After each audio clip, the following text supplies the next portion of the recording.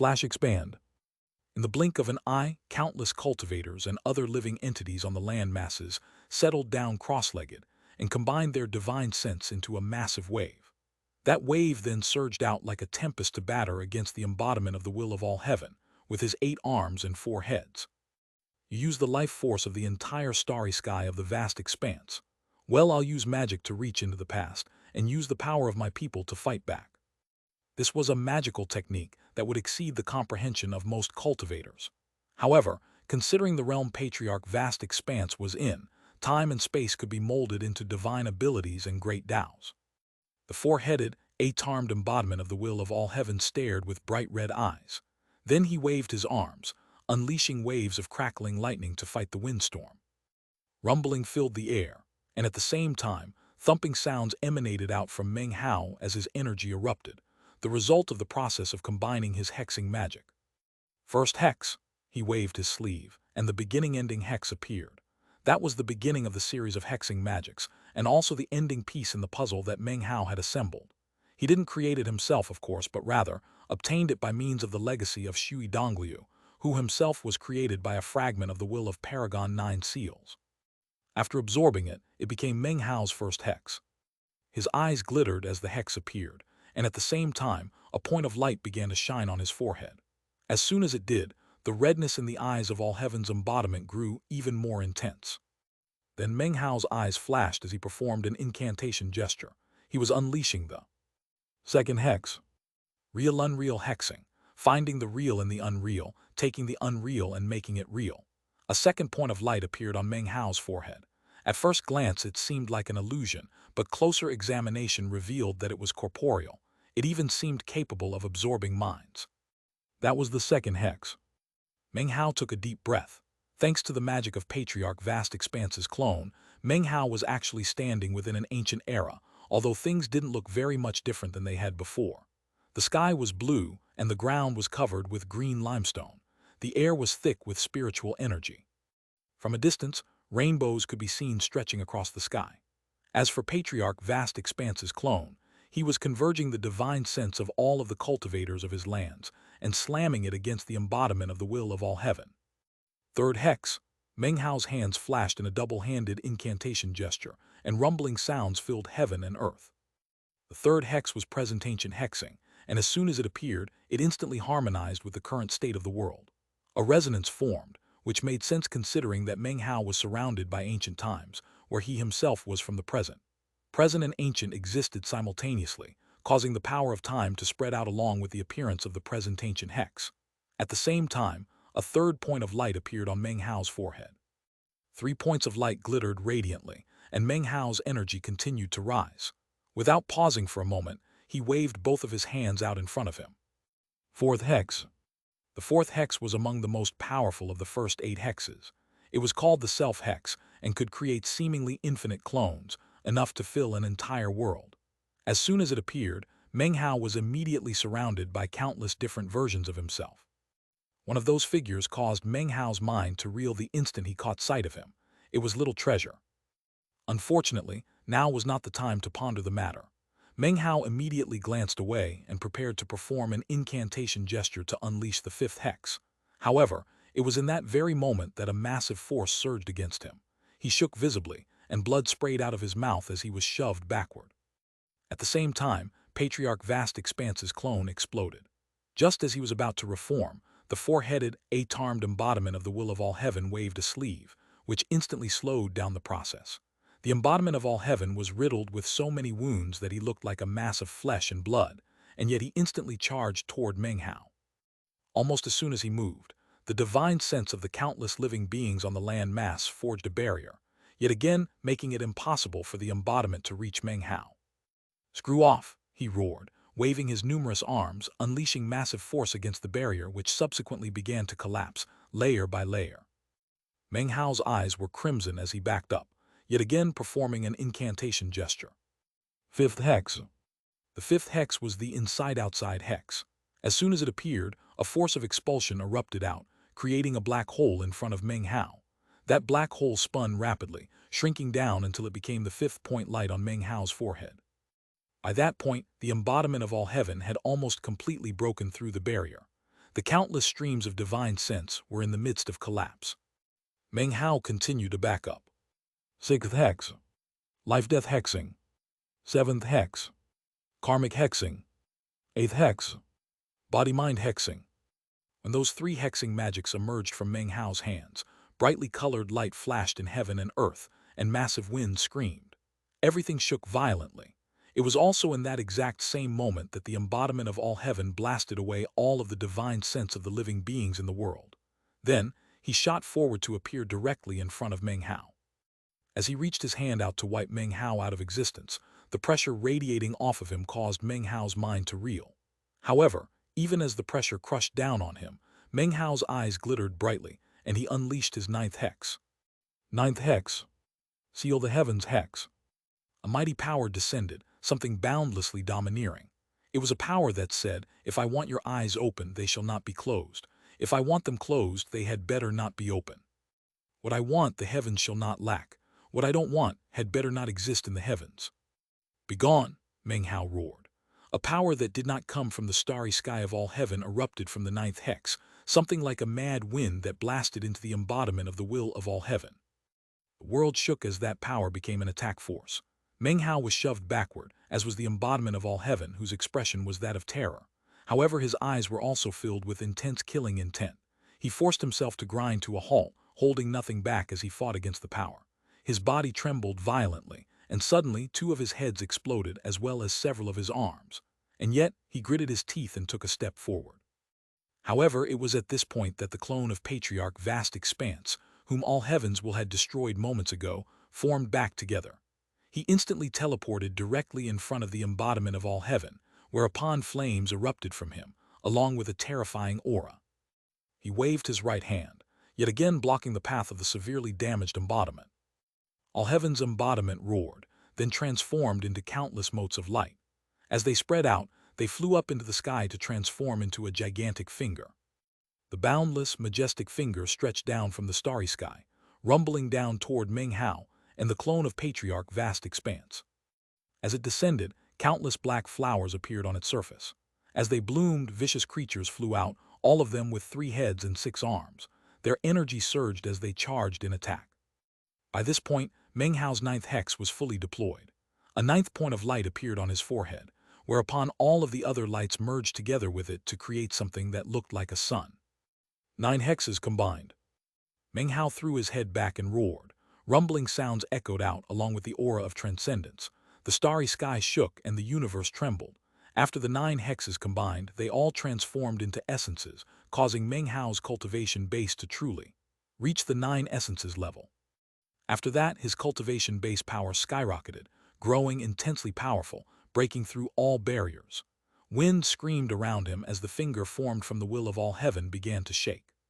But things weren't over yet. Meng Hao's eyes were bright red as he looked up and roared, "Converge 9 essences, cultivation base breakthrough." BOOMMM. His 9 essences converged together. 9 became 1, and the door of heaven and earth opened. The limitations of the vast expanse were destroyed. A clap of thunder rang out, which could be heard by all lives and in all worlds throughout the starry sky of all heaven. Within that thunderclap was Meng Hao's voice, which echoed out through all of the vast expanse. I am Meng Hao, here I transcend. Chapter 1535. I am Meng Hao, here I transcend. /expand. Countless people and other life forms heard the words. They echoed out in the immortal God continent, the Devil Realm continent, countless other worlds and realms, and even in the mountain and sea butterfly. Everyone heard. Within the mountain and sea butterfly, many people who knew Meng Hao were left flabbergasted by the words. Boom! As soon as the words left his mouth, the entire world within which he stood went completely silent. With his essences completely combined, an aura which did not belong to the starry sky of the vast expanse raged up. It grew more and more powerful, and as it did, countless illusory chains appeared all around Meng Hao. One by one, those chains exploded. As those chains were destroyed, his aura grew more shocking and incredible. This cultivation-based breakthrough put him at a level in which he could directly fight back against the will of all heaven. Within his chi passageways, any power which had anything to do with the natural laws of the vast expanse vanished. They were replaced by a demonic chi that could shake heaven and earth, that could stain the world red. Meng Hao's hair turned crimson, and suddenly an endless ocean of blood appeared around him. He had the feeling that this world, this starry sky, could be changed by him with a single thought. He could manipulate it or even destroy it if he wished. At the same time, he felt a force of expulsion appear, something that apparently wanted to drive him away. The enormous finger up above began to shake, and the three-headed six-armed figures looked at Meng Hao with fear, as if they didn't dare to get close to him. Meng Hao looked around, and everything seemed different. He saw the natural and magical laws of the world. He saw threads running here and there. He saw things that he had never been able to see before. He saw that the clone of Patriarch Vast Expanse was actually a soul shadow. He saw that the finger up above was actually composed of countless magical symbols, sealing marks. So this is what it feels like to transcend, he thought. It's too bad. I don't count as having fully transcended. Cultivation base, body, and soul. Only by breaking through in all three areas can one truly be considered transcendent. For example, Paragon 9 seals only achieved fleshly body transcendence. As for me, my cultivation base has transcended, but not my body or my soul. Well, I might as well use my transcendent cultivation base to extinguish the bronze lamp. With that good fortune, I can then push toward transcendence with my fleshly body. With my cultivation base and my fleshly body both in transcendence, the resonance they create will enable my soul to transform and also step into transcendence. At that time I will truly be in the Deosource realm. That is because I will be the source of the Tao in essence. What I wish to be natural law will exist. Whatever magical laws I don't approve of will not exist. With that, he waved his sleeve and the bronze lamp appeared. As of this moment, no one could stop Meng Hao on his path to transcendence. Not the starry sky of the vast expanse, nor the will of all heaven. Within the ancient sky of the necropolis, the enormous finger formed from the embodiment of the will of all heaven trembled. A brutal aura erupted from within it, raging in all directions, causing everything in heaven and earth to blur. Only the finger remained clear. Rumbling sounds could be heard as the pressure emanating off of Meng Hao because of his breakthrough was shattered. Meng Hao might have reached this point, but the will of all heaven could not accept that he might successfully continue to transcend. The power of expulsion from the starry sky of the vast expanse suddenly exploded out. It affected the entire ancient world, causing all of the cultivators who had appeared to tremble. Patriarch Vast Expanse's clone looked on with glittering eyes. He was just about to take action, but after looking over at Meng Hao, he smiled slightly and then looked off into the distance, seemingly oblivious to what was happening. The enormous finger continued to descend, and the land shook. A huge crevice opened up, spreading out rapidly. Apparently, the entire landmass was about to collapse. The finger superseded the sky, drawing ever closer. Soon, what Meng Hao was looking up at wasn't a finger, it was a series of mountains and plains. Those were the fingerprint within which was the power of the starry sky of the vast expanse, a power completely focused on slaying Meng Hao before he could fully transcend. However, even as the finger descended, Meng Hao swished his wide sleeve, and the bronze lamp floated up front of him, burning brightly, its appearance ancient, even primitive. Meng Hao took a deep breath. Eyes shining with anticipation and focus, he focused the power of his transcendent cultivation base and then blew a breath out of his mouth. That breath was like a storm, a tempest that linked heaven and earth, a cyclone that rose up and slammed into the finger formed by all heaven. A huge boom echoed out. The sky shattered and the land crumbled. However, the cyclone was incapable of fighting the destructive finger of all heaven and vanished. However, by the time that happened, Meng Hao's breath, which was backed by the power of his transcendent cultivation base, had already blown across the bronze lamp. As it did, the flame flickered wildly, then bent over to the side, and was extinguished. That was Meng Hao's final soul lamp. That was the bronze lamp which he had acquired in a stroke of incredible good fortune, which had saved his life. That was Patriarch Vast Expanse's bronze lamp. As of this moment, it was extinguished. Instantly, green smoke appeared, which rapidly entered Meng Hao's eyes, ears, nose, and mouth. When the last bit of green smoke left the bronze lamp, it turned into drifting ash. It was as if, after completing its mission, it dissipated into heaven and earth. It was in that exact same moment that the finger of the will of all heaven, the finger which was bursting with the power to destroy worlds, reached a position 3,000 meters away from Meng Hao. Meng Hao looked up at the fingerprints, which resembled vast mountains and plains. His clothes were whipping back and forth in the wind, and his hair was completely disheveled. The finger accelerated. "Die!" screamed a voice from nowhere. It seemed to command ultimate authority, to contain within it the natural laws of the vast expanse, the power of the starry sky as a whole. All of that was rumbling toward Meng Hao. It only took a moment for it to be directly in front of Meng Hao. It was as if the heavens themselves were descending upon him, but Meng Hao simply reached out and pushed against the finger with his hand. The moment his hand made contact, rumbling sounds filled him, and blood oozed out of the corners of his mouth. Crevices snaked out from beneath his feet as everything crumbled. The entire land mass shattered into rubble which dropped down. Now there was nothing beneath Meng Hao but an empty starry sky. However, Meng Hao himself didn't move an inch. He hovered there, bracing himself against the finger of all heaven. Although blood was oozing out of the corners of his mouth, his eyes shone with a terrifying glow. His pupils were bright red, which was the foundation of the demon and could not be changed. Perhaps instead of calling it demonic, it would be more appropriate to call it chaotic. It was the ultimate form of chaos, a chaos from within which could be born a completely contradictory natural law. This was Meng Hao's version of the demon. However, that was not his essence. His essence was more than that. In what had once been the whites of his eyes, a new color appeared, violet. He had violet eyes and red pupils, and the aura he emanated was completely impossible to describe with words. It was as if he were the ultimate form of chaos, as if he were completely at odds with the entire world, with heaven and earth. Even as his right hand pushed against the finger, he smiled. By this point, nobody can destroy me, nobody can control my fate, nobody is qualified to manipulate my path. Even the will of the starry sky of the vast expanse does not qualify. You are dismissed. He shoved his hand forward, and thunderous rumbling emanated out.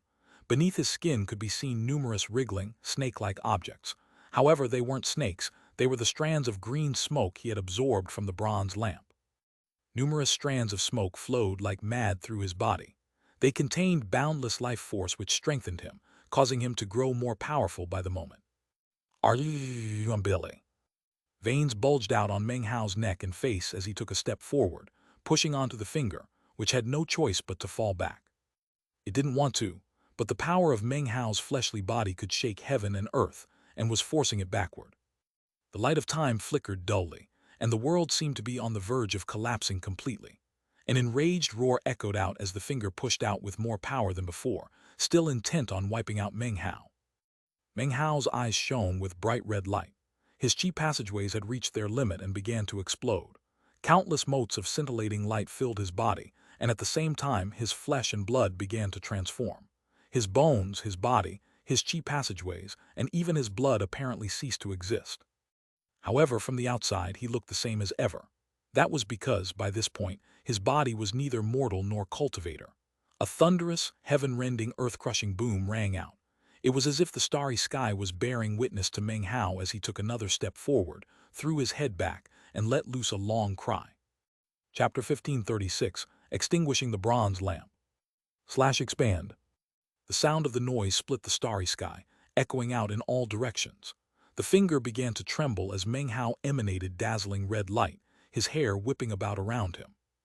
That red light was the same color as his soul and his eyes.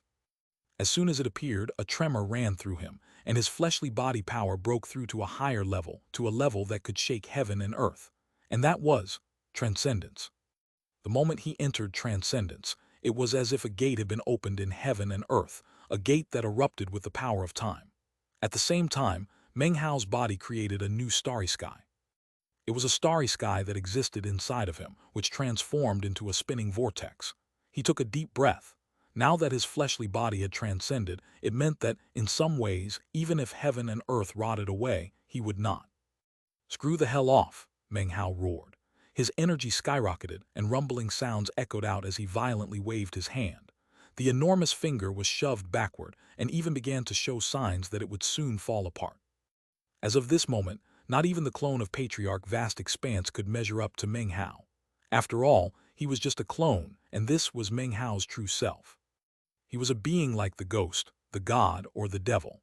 Although he was only about 70% transcendent, and was still lacking a transcendent soul, the energy he could unleash put him in a position to fight back against the finger formed by the will of all heaven, and in fact, to have the upper hand.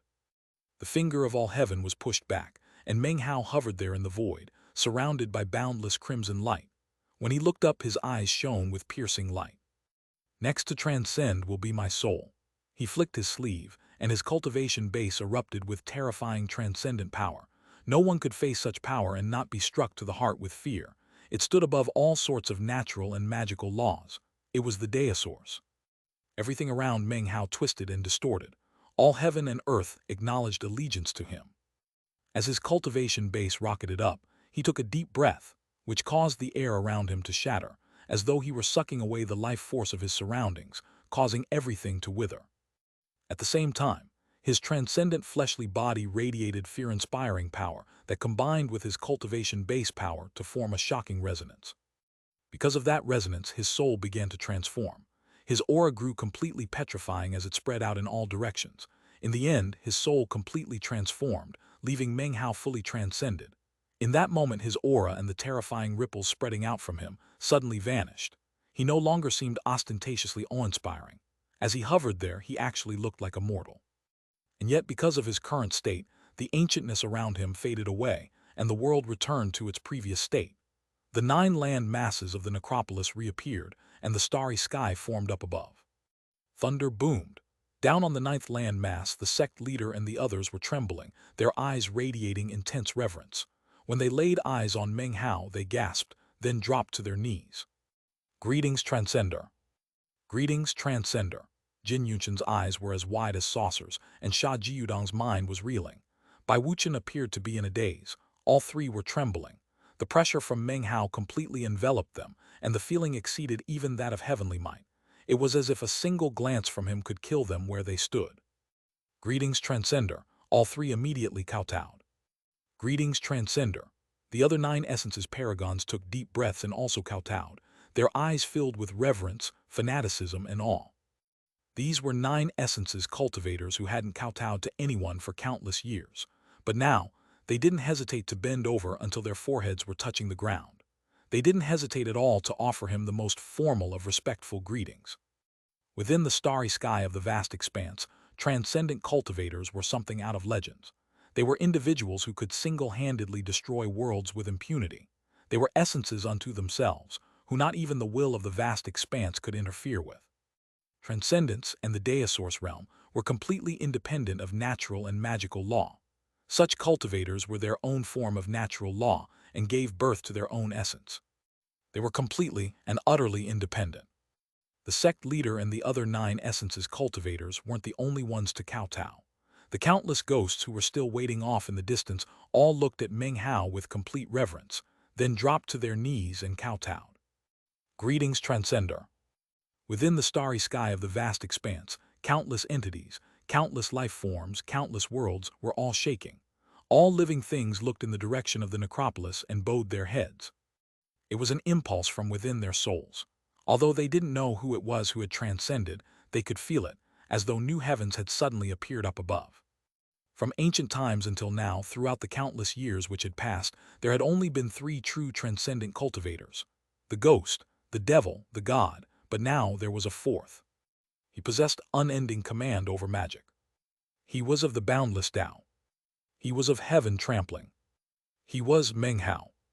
Suddenly, the finger which had been formed by the will of the starry sky of the vast expanse, the finger that had just collapsed, formed back together. Simultaneously, thousands upon thousands of worlds withered up. All living things within them instantly died, their life forces sucked away to fuel the new finger. Rumbling could be heard as the finger began to descend toward Meng Hao in shocking fashion. Meng Hao looked up, his expression calm. Then he lifted his right hand and pointed out with his index finger. As he did, the red, rippling light which surrounded him rose up into the air, swirling around and around in circles as it transformed into the image of a finger that could match up in every way to the finger formed by the will of all heaven. Without any pause, the crimson finger began to fly up into the air. When the 2 huge fingers collided, it seemed as if the entire starry sky of the vast expanse were about to be destroyed. A shockwave blasted out in all directions which that could not be described with words. The finger formed by the will of all heaven shook violently and then exploded, becoming countless motes of crystalline light. As for the finger formed by Meng Hao's personal essence, it also exploded into a blast of red light. As soon as the finger formed by all heaven's will collapsed, the seemingly infinite motes of light that appeared suddenly transformed into lightning bolts. Rumbling could be heard as the endless bolts of lightning shot down toward Meng Hao. This was tribulation lightning, sent by the starry sky of the vast expanse as transcendence tribulation. Any one of those bolts of lightning could wipe a Peak 9 Essence's expert out of existence. As they descended en masse toward Meng Hao, he let out a light sigh. Then he waved his right hand, causing all of the light which had formed his finger moments ago to coalesce into the shape of a gigantic head. It had a solitary horn jutting out of it and flickering red eyes. As it faced the incoming lightning, it grinned viciously, then opened its mouth and began to breathe in. Instantly, the lightning bolts began to twist and were subsequently sucked into the mouth of the huge head. The head looked up at the starry sky, then began to shrink down, flying toward Meng Hao's palm, where it eventually became a spinning vortex. The spinning vortex was only the size of a hand, but there seemed to be no end to it on the inside, as though it contained countless heavenly bodies, as if it had its own starry sky. Everything went completely silent. Patriarch Vast Expanse's clone looked thoughtfully at the vortex in Meng Hao's palm. At the same time, a figure appeared within the starry sky of the necropolis. It was merely an outline, and inside of it could be seen 98 fruits.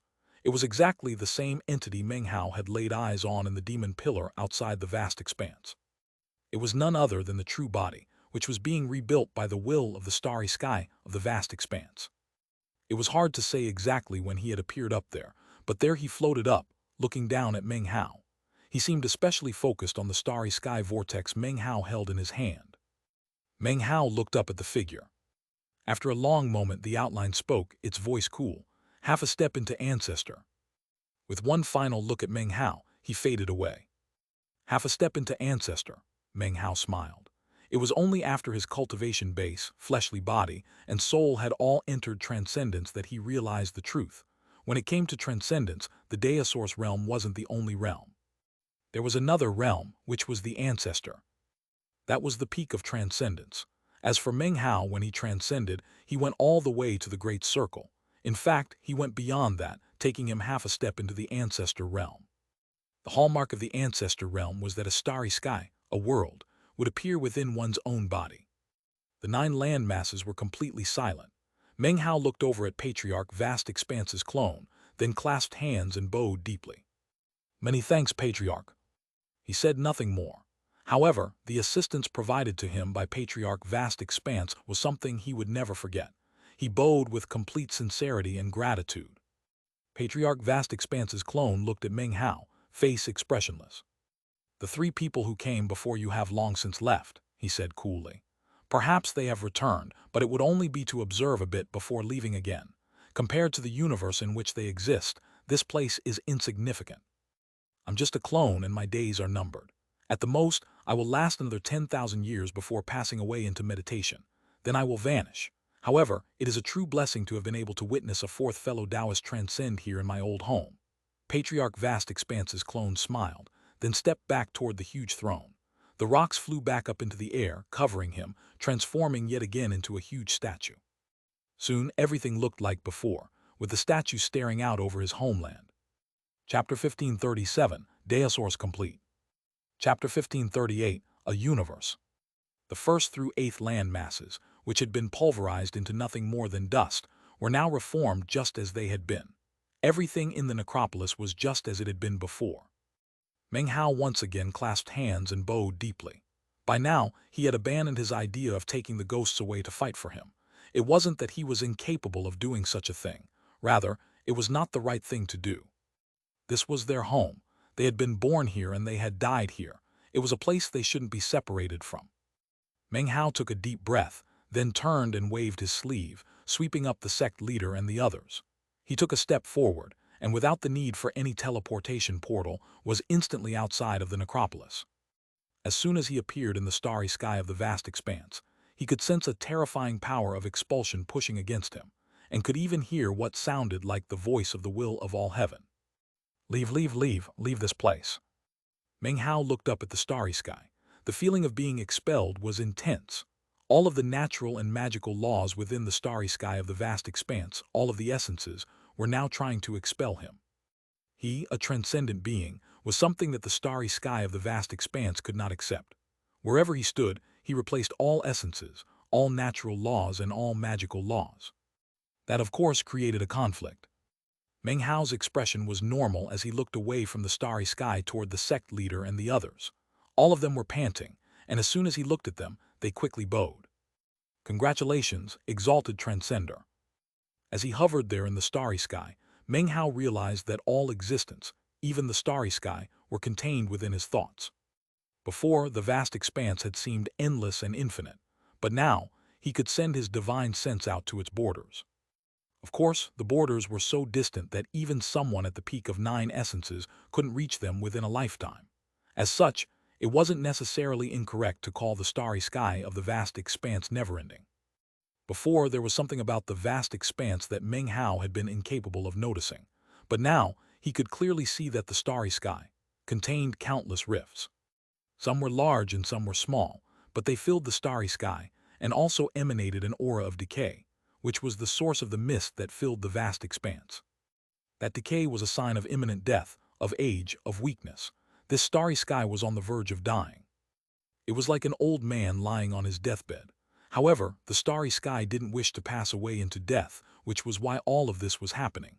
As of this point, Meng Hao understood everything. If he wanted to, he could rip open the starry sky and step outside of the vast expanse. He could enter the void outside, where the 5 columns existed. Were it his wish, he could rip his way out of the vast expanse, to enter the true universe. In fact, he had already been outside in the past.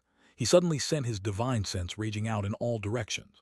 He suppressed the power of expulsion, driving it away, then sent his divine sense out through the rifts filling the starry sky, rifts that only transcendent cultivators could see. That allowed him to see what was outside of the starry sky of the vast expanse. He saw a quiet void, filled with dust and desolation. Back before he had transcended, this sight didn't leave much of an impression on him, other than the feeling that it had once been a beautiful and flourishing place. Now that feeling was stronger than ever. In fact, he even noticed signs that living beings had once existed out here.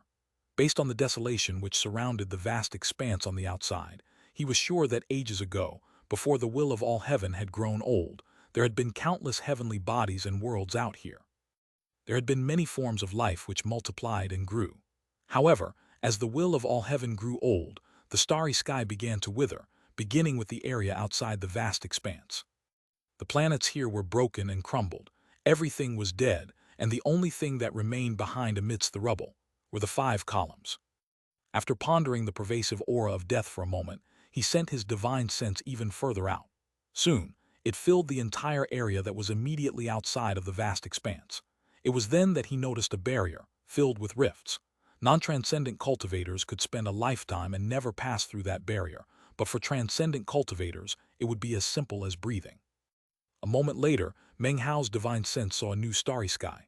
Instantly, his heart began to pound.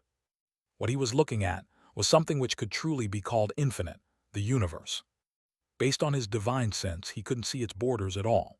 There was resplendent, dazzling light, and a seemingly endless sea of stars, filled with countless vortexes and other heavenly bodies. Some of them were dim, some were bright, some were withering in death, some seemed to have only recently been born. Meng Hao turned to look back at the vast expanse realm, and his eyes gleamed with enlightenment. So this is what Patriarch Vast Expanse's clone referred to, the universe. The vast expanse realm is just one whirlpool of stars within this boundless universe. He shook his head at the realization that the vast expanse realm was simply a small part of the universe. You could even say that it was like a seed. Inside the seed was the vast expanse, and outside of it was the universe as a whole. Out in the universe, everything was quiet. He could see countless other whirlpools of stars, and it was very possible to imagine that they were full of their own various worlds. The others who transcended before me all went out into the universe, he murmured. Each whirlpool of stars was a world, and only by transcending could one be qualified to leave that world. It was impossible to say how many living things there were in the universe, but one could imagine that there were definitely other transcendent beings there. Most likely, many more existed than the few who had emerged from the starry sky of the vast expanse. However, when compared to the universe as a whole, such people would still be incredibly rare as phoenix feathers or killin horns. As he looked out at the universe, Meng Hao felt the impulse to go out to explore it. there was surely a much longer path for him to walk out there. Perhaps years later, he might even encounter the ghost, the god, and the devil. In the end, he retracted his divine sense and quelched that impulse. There was still far too much unfinished business within the vast expanse realm. After returning to his body, his eyes shone with profound light. He almost looked like the young scholar he had been thousands of years ago on Mount Dacheng. Now that he had transcended, there were no traces of age at all on his face. However, the ancient look within his eyes was even more prominent. He heard the sect leader and the others greeting him formally. Apparently, time moved differently for him now. From the moment he had sent his divine sense out into the universe until the moment it returned, only enough time had passed to speak a single sentence. The words, "Congratulations, exalted transcender," were still echoing out as Meng Hao looked off in the direction of the mountain and sea butterfly. "Call me the demon sovereign," Meng Hao said coolly. The sect leader and the others shivered. Bowing their heads, they said, "Greetings, demon sovereign." Even as everyone offered greetings, Jin Yunshan took a deep breath. He had failed to transcend, but Meng Hao had succeeded. As such, he was quick to realize that any hope he had in transcending lay with Meng Hao. Furthermore, he could sense how vastly different he was from Meng Hao in terms of power. It was as if a single word from Meng Hao could alter natural law. It was as if a single thought from him could become essence. It was as if a single action on his part could shake the entire starry sky. In his view, Meng Hao was now on equal footing with the legendary patriarch Vast Expanse. Because of the vast disparity between them, he also had the feeling that he could not be able to step into transcendence anytime soon. "Exalted demon sovereign," he said, "I am willing to be a slave for you as your vanguard. I will lead the Vast Expanse school to slaughter the immortal god continent and the devil realm continent."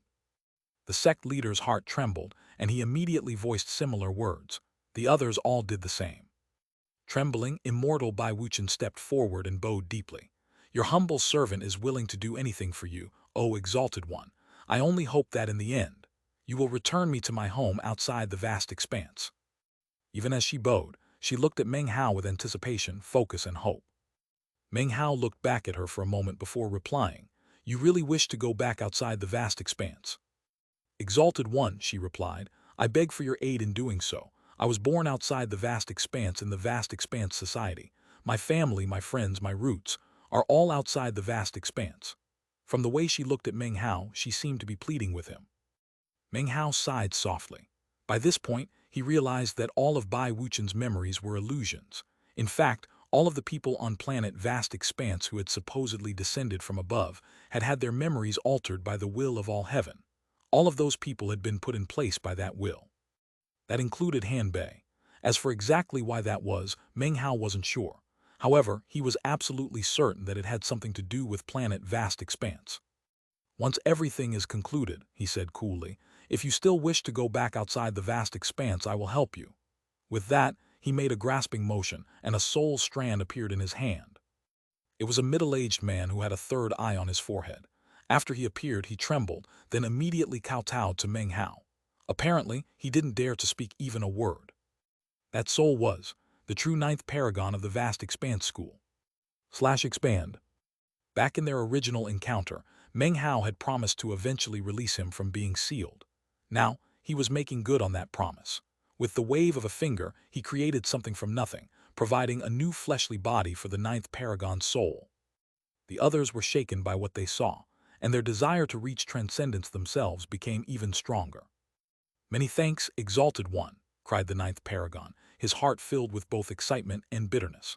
Long ago, he had smugly assumed that he would rise to glory after descending. How could he ever have imagined that his soul would have been sealed by Meng Hao, who would then assume his identity to rise to power?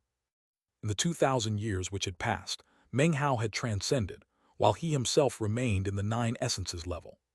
However, he felt no resentment. Instead, he dropped to his knees and kowtowed over and over again. Meng Hao looked around at the group of paragons and said, "Any of you who wish to join me can meet me half a month from now outside of planet Vast Expanse." With that, he swished his sleeve, took a step forward, and vanished. Everyone rose to their feet and exchanged glances. All of them were visibly moved by what had just occurred. A moment later, they transformed into beams of light which shot off in the direction of planet Vast Expanse. Meng Hao made his way alone out into the starry sky. Following his memories, He returned to the location near the mountain and sea butterfly, where he had been teleported away by the meat jelly. Based on the parrot's memories, he then began a search for the location where he had fully fused with the bronze lamp. What he wanted to find was the place where the meat jelly's aura had finally dissipated. That location was where he was most confident that he could reverse what had occurred in the starry sky of the vast expanse and resurrect the meat jelly. He would essentially grab the meat jelly soul from within the will of all heaven and drag it out. Several hours later, Meng Hao reached his destination, where he looked around for a moment in both grief and anticipation. He could tell that this was the location where the meat jelly, still in armor form, had died in the midst of defending him. Meng Hao made a grasping gesture with his right hand, and a fossilized suit of armor appeared. The parrot flew out, its expression the same as Meng Hao's, that of grief and anticipation. Meng Hao carefully laid the armor out in front of him in the exact spot where the meat jelly had died. Eyes glittering, he performed a double-handed incantation gesture and then placed both hands down onto the armor. The starry sky filled with rumbling sounds as ripples spread out in all directions. Meng Hao's eyes shone with a strange light, and his expression was very serious as he unleashed hexing magics, one type after another. Eventually, the ninth hex appeared, whereupon he lifted his right foot up and then stamped it down. By the power of my name, I hereby alter natural law, reverse time, and overturn the starry sky. Meat jelly, I call upon your soul to return from the stream of time. His voice seemed to be filled with strange, magical power. Instantly, the surrounding laws of magic and nature began to twist and distort. It was as if the area in front of Meng Hao was being wrenched out of the control of the will of all heaven and conforming to Meng Hao's Tao. The natural and magical laws in the area all transformed into spiraling threads, which merged together to form a mighty river. It was a river formed, not from water, but from the fragments of time which existed in the starry sky of the vast expanse.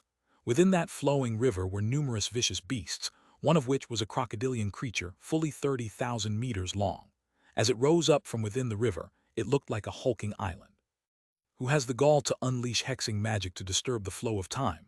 It roared in a voice like thunder. Anyone who commits the sin of altering with time shall be imprisoned for all eternity. It looked like a paramount celestial being, radiating pressure in all directions. However, when it saw Meng Hao, its eyes went wide and it shivered in terror. This creature was the embodiment of countless souls fused together, and could control the river of time. It had never seen Meng Hao before, but was aware that there were 4 people within the starry sky of the vast expanse who had transcended, and could fight with the will of all heaven.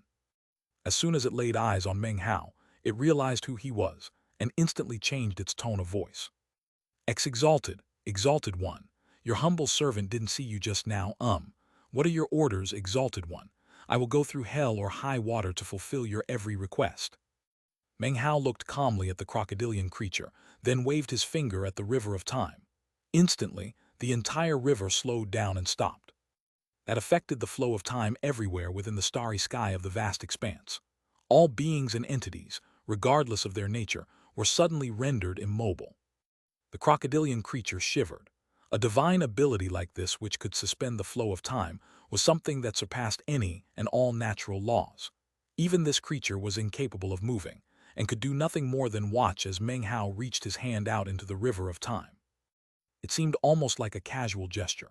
Instantly, countless motes of time appeared in front of him within the starry sky of the vast expanse. They were events which had occurred in a previous life, numerous images that would cause even the mind of a 9 essences paragon to reel. Only a transcendent cultivator would be able to do something like this, to reverse fate and alter reality. Meng Hao didn't pause for a moment. He quickly found the meat jelly's soul within the river of time, 2,000 years in the past. He could see himself and the meat jelly in armor form. He saw the meat jelly die. He watched as the meat jelly soul flew away. Just when it was about to vanish into the void, he reached out and gently laid a hold of the soul. The entire process only took a few breaths worth of time. A moment later, he held a soul strand in his hand. When the parrot saw the meat jelly soul, its eyes lit up with hope. A warm look could be seen in Meng Hao's eyes as he placed the meat jelly soul onto the fossilized suit of armor. Instantly, a howl echoed out through the starry sky as the will of all heaven tried to interfere. To the will of all heaven, Meng Hao's actions were a brazen provocation. He was interfering with something that belonged solely to that will. Souls of entities which had died were supposed to return to the starry sky of the vast expanse, but Meng Hao was completely defying that arrangement. As the howl echoed out, the formerly still starry sky of the vast expanse suddenly returned to normal. The river of time flowed once more, and the crocodilian creature shivered and sank back down into its depths, not daring to even show its face. It was well aware that it could not participate in a battle between Meng Hao and the starry sky itself. Chapter 1539, The Meat Jelly Shall Be Resurrected. Chapter 1540, The Return of Lord Third. The howl echoed out near and far, in all times and places, seemingly intent on burying Meng Hao. As for Meng Hao, he simply snorted coldly. Immediately, ripples spread out, distorting everything as they spread out, seemingly taking the surrounding area and cutting it away from the starry sky of the vast expanse. Ignoring the howl coming from the will of the starry sky, Meng Hao pushed the meat jelly's soul down into the armor with his right hand. In the blink of an eye, the fossilized armor suddenly turned sleek and glossy. Then, it began to twitch and wriggle, as if life were being breathed into it. Immediately, the will of the starry sky of the vast expanse began to descend, but before it could reach him, Meng Hao's eyes flickered with cold light. His right hand flashed with an incantation gesture, unleashing the ninth hex with the wave of a finger. How dare you try to threaten me with this paltry show of force? Don't come at me again until you're ready to pull out all the stops. Screw off. Although he spoke calmly, every word echoed like thunder, causing rumbling sounds to echo out in all directions. Instantly, the will of the starry sky of the vast expanse was crushed, destroyed as easily as a dried twig. Paying the will of the starry sky no further heed, Meng Hao looked back at the meat jelly. More and more life force was building up inside of it, until it finally resumed its original form. It opened its eyes, looking around in confusion before noticing Meng Hao and the parrot. It smiled. "Ha ha ha," squawked the parrot. "Third bro, you're finally back." It was so excited it couldn't stand still. It immediately flew over to the meat jelly and said, "Come, come, do you remember Lord Fifth?" The meat jelly blinked and without even thinking about it muttered, "Who are you calling third bro? You can't say that, it's immoral, it's wrong. Lord Third is going to convert you. Lord Third, Lord Third." Its eyes widened and it glanced back and forth between the parrot and Meng Hao. Then it looked around the area in general. "Hey, what happened? I feel like I just woke up from a dream. In the dream, I died and Heiaoi was also about to die. Wait a second." The parrot began laughing uproariously in its high-pitched voice, and Meng Hao joined in. Meng Hao looked at the meat jelly, his gaze warm. He felt that this was one of the truly happy moments in his life. "I will ensure that all which was lost is restored," he thought. Taking a deep breath, he waved his sleeve and a blast of wind rose up. The excited parrot and the confused meat jelly vanished. After they all left, the natural and magical laws in the area returned to normal. The will of the starry sky of the vast expanse converged into the vague form of a person, who hovered there alone, looking in the direction Meng Hao had just vanished in, its eyes flickering with the intense desire to kill.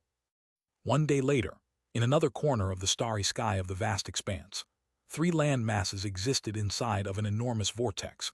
They were filled with an aura of death and contained no cultivators, only countless lizards of varying sizes. Those lizards had fully occupied the 3 land masses, and were now the rulers of this place. The central land mass was actually an enormous basilisk lizard, which spent most of its time in slumber. The world which existed on its back was a holy land occupied by its descendants.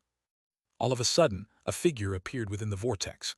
It was a young man in a long white robe who looked like a mortal scholar. He was none other than the transcended Meng Hao. On his shoulder was the parrot, who had a little silver bell attached to its foot. A face could be seen on that bell, and it didn't look confused at all.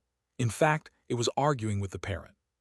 In the day that had passed, the parrot had explained everything to the meat jelly, including how Meng Hao had resurrected it. The meat jelly was simple-minded to begin with, so it quickly recovered from its confusion and began to talk incessantly. "Shut up, you 3-counting old fart," the parrot squawked. "Do Lord Fifth a favor and just shut up." The meat jelly glared angrily at the parrot. "Lord Third was dead for countless 3-year periods. Countless 3-year periods, you hear me? You can't even count them. That's not countless 2-year periods and not countless 1-year periods either. It's definitely not countless 0-year periods. If it could, it would have continued on in this line of reasoning, but after thinking for a bit, it realized that its ability to count really was quite limited. Anyway, I haven't been able to talk for countless 3-year periods. That simply won't do. I have to make up for all of the things I would have said during those countless 3-year periods. There are also countless bullies that I didn't convert during those countless 3-year periods. That's wrong. That's immoral. I'm a sinner. I have to make up for all of it. The meat jelly was not happy at all, and if it had arms and legs at the moment, it would be waving and stamping them wildly. The parrot and meat jelly argued back and forth, and Meng Hao smiled the entire time. He didn't feel annoyed at all. It had been 2,000 years since he had experienced this sensation, and it felt like he was with family. He hovered there in the void, looking around. This was the same place where he had found the first copper mirror shard, which he took from within the body of the gigantic lizard. Before leaving, he had mentioned that he would return to take the lizard away as his subordinate. Back then the old lizard had mocked his words inwardly, and yet here Meng Hao was. Smiling, Meng Hao said, "Hey lizard, an old friend has come for a visit. Why haven't you come out yet?" His voice filled the 3 worlds in the vortex, causing all of the lizards to suddenly go stiff. At the same time, an enraged roar echoed out from the central land mass. The entire land mass began to move as the huge basilisk lizard lifted its head. As it glared in fury at Meng Hao, an intense pressure erupted out from within it. "Damn it, you little punk, how dare you show your face in front of—" "Wait, what?" The huge lizard's first reaction upon seeing Meng Hao was to roar with rage. However, before it could finish speaking, its eyes went wide with disbelief. Then it gasped. Meng Hao hadn't unleashed any pressure at all, but as soon as the old lizard caught wind of his aura, it could tell that something was off. Staring at him, it began to tremble. Although it had never encountered a transcendent cultivator before, it could instantly tell what Meng Hao was. It could sense that a single glance from Meng Hao could completely eradicate it. Transcender, the old lizard's mind felt as if it were being toppled over. "What did you call me just now?" Meng Hao asked coolly. The old lizard shivered, and its eyes darted back and forth for a moment before it looked back at Meng Hao with a gaze of awe and reverence. "A true genius, someone you might only see once in 100 years. Heaven has laid its eyes upon me with grace, otherwise little old me would never get to lay eyes on a chosen like this." An expression of gratitude appeared on the lizard's face, and even as its words were echoing about, it bowed its head in respect. "Many thanks, Exalted One, many thanks. The fact that I've been able to lay eyes on you makes my entire life worth it, O Exalted One. What's more, I've actually been able to see you twice. O Exalted One, back then I could sense that you were beyond ordinary. Exalted One, your gaze is like the gaze of an eagle or a wolf. Back then, your bearing was that of a noble hero, striding forth like the dragon or tiger. You seemed like an intrepid and honorable warrior, gripping your sword as you patrolled vigilantly." Meng Hao looked at the lizard through the slitted eyes of a smile. Discerning someone's true feelings by seeing their reaction to your brown-nosing was a childish ploy that Meng Hao had come to master long ago. Although he was a bit surprised that the old lizard would speak in such a manner, he took it in stride. However, the parrot and meat jelly looked over with looks of complete disdain. "Uncouth," the parrot said with a snort. "Shameless," the meat jelly said with a cold harumph, its eyes shining with contempt.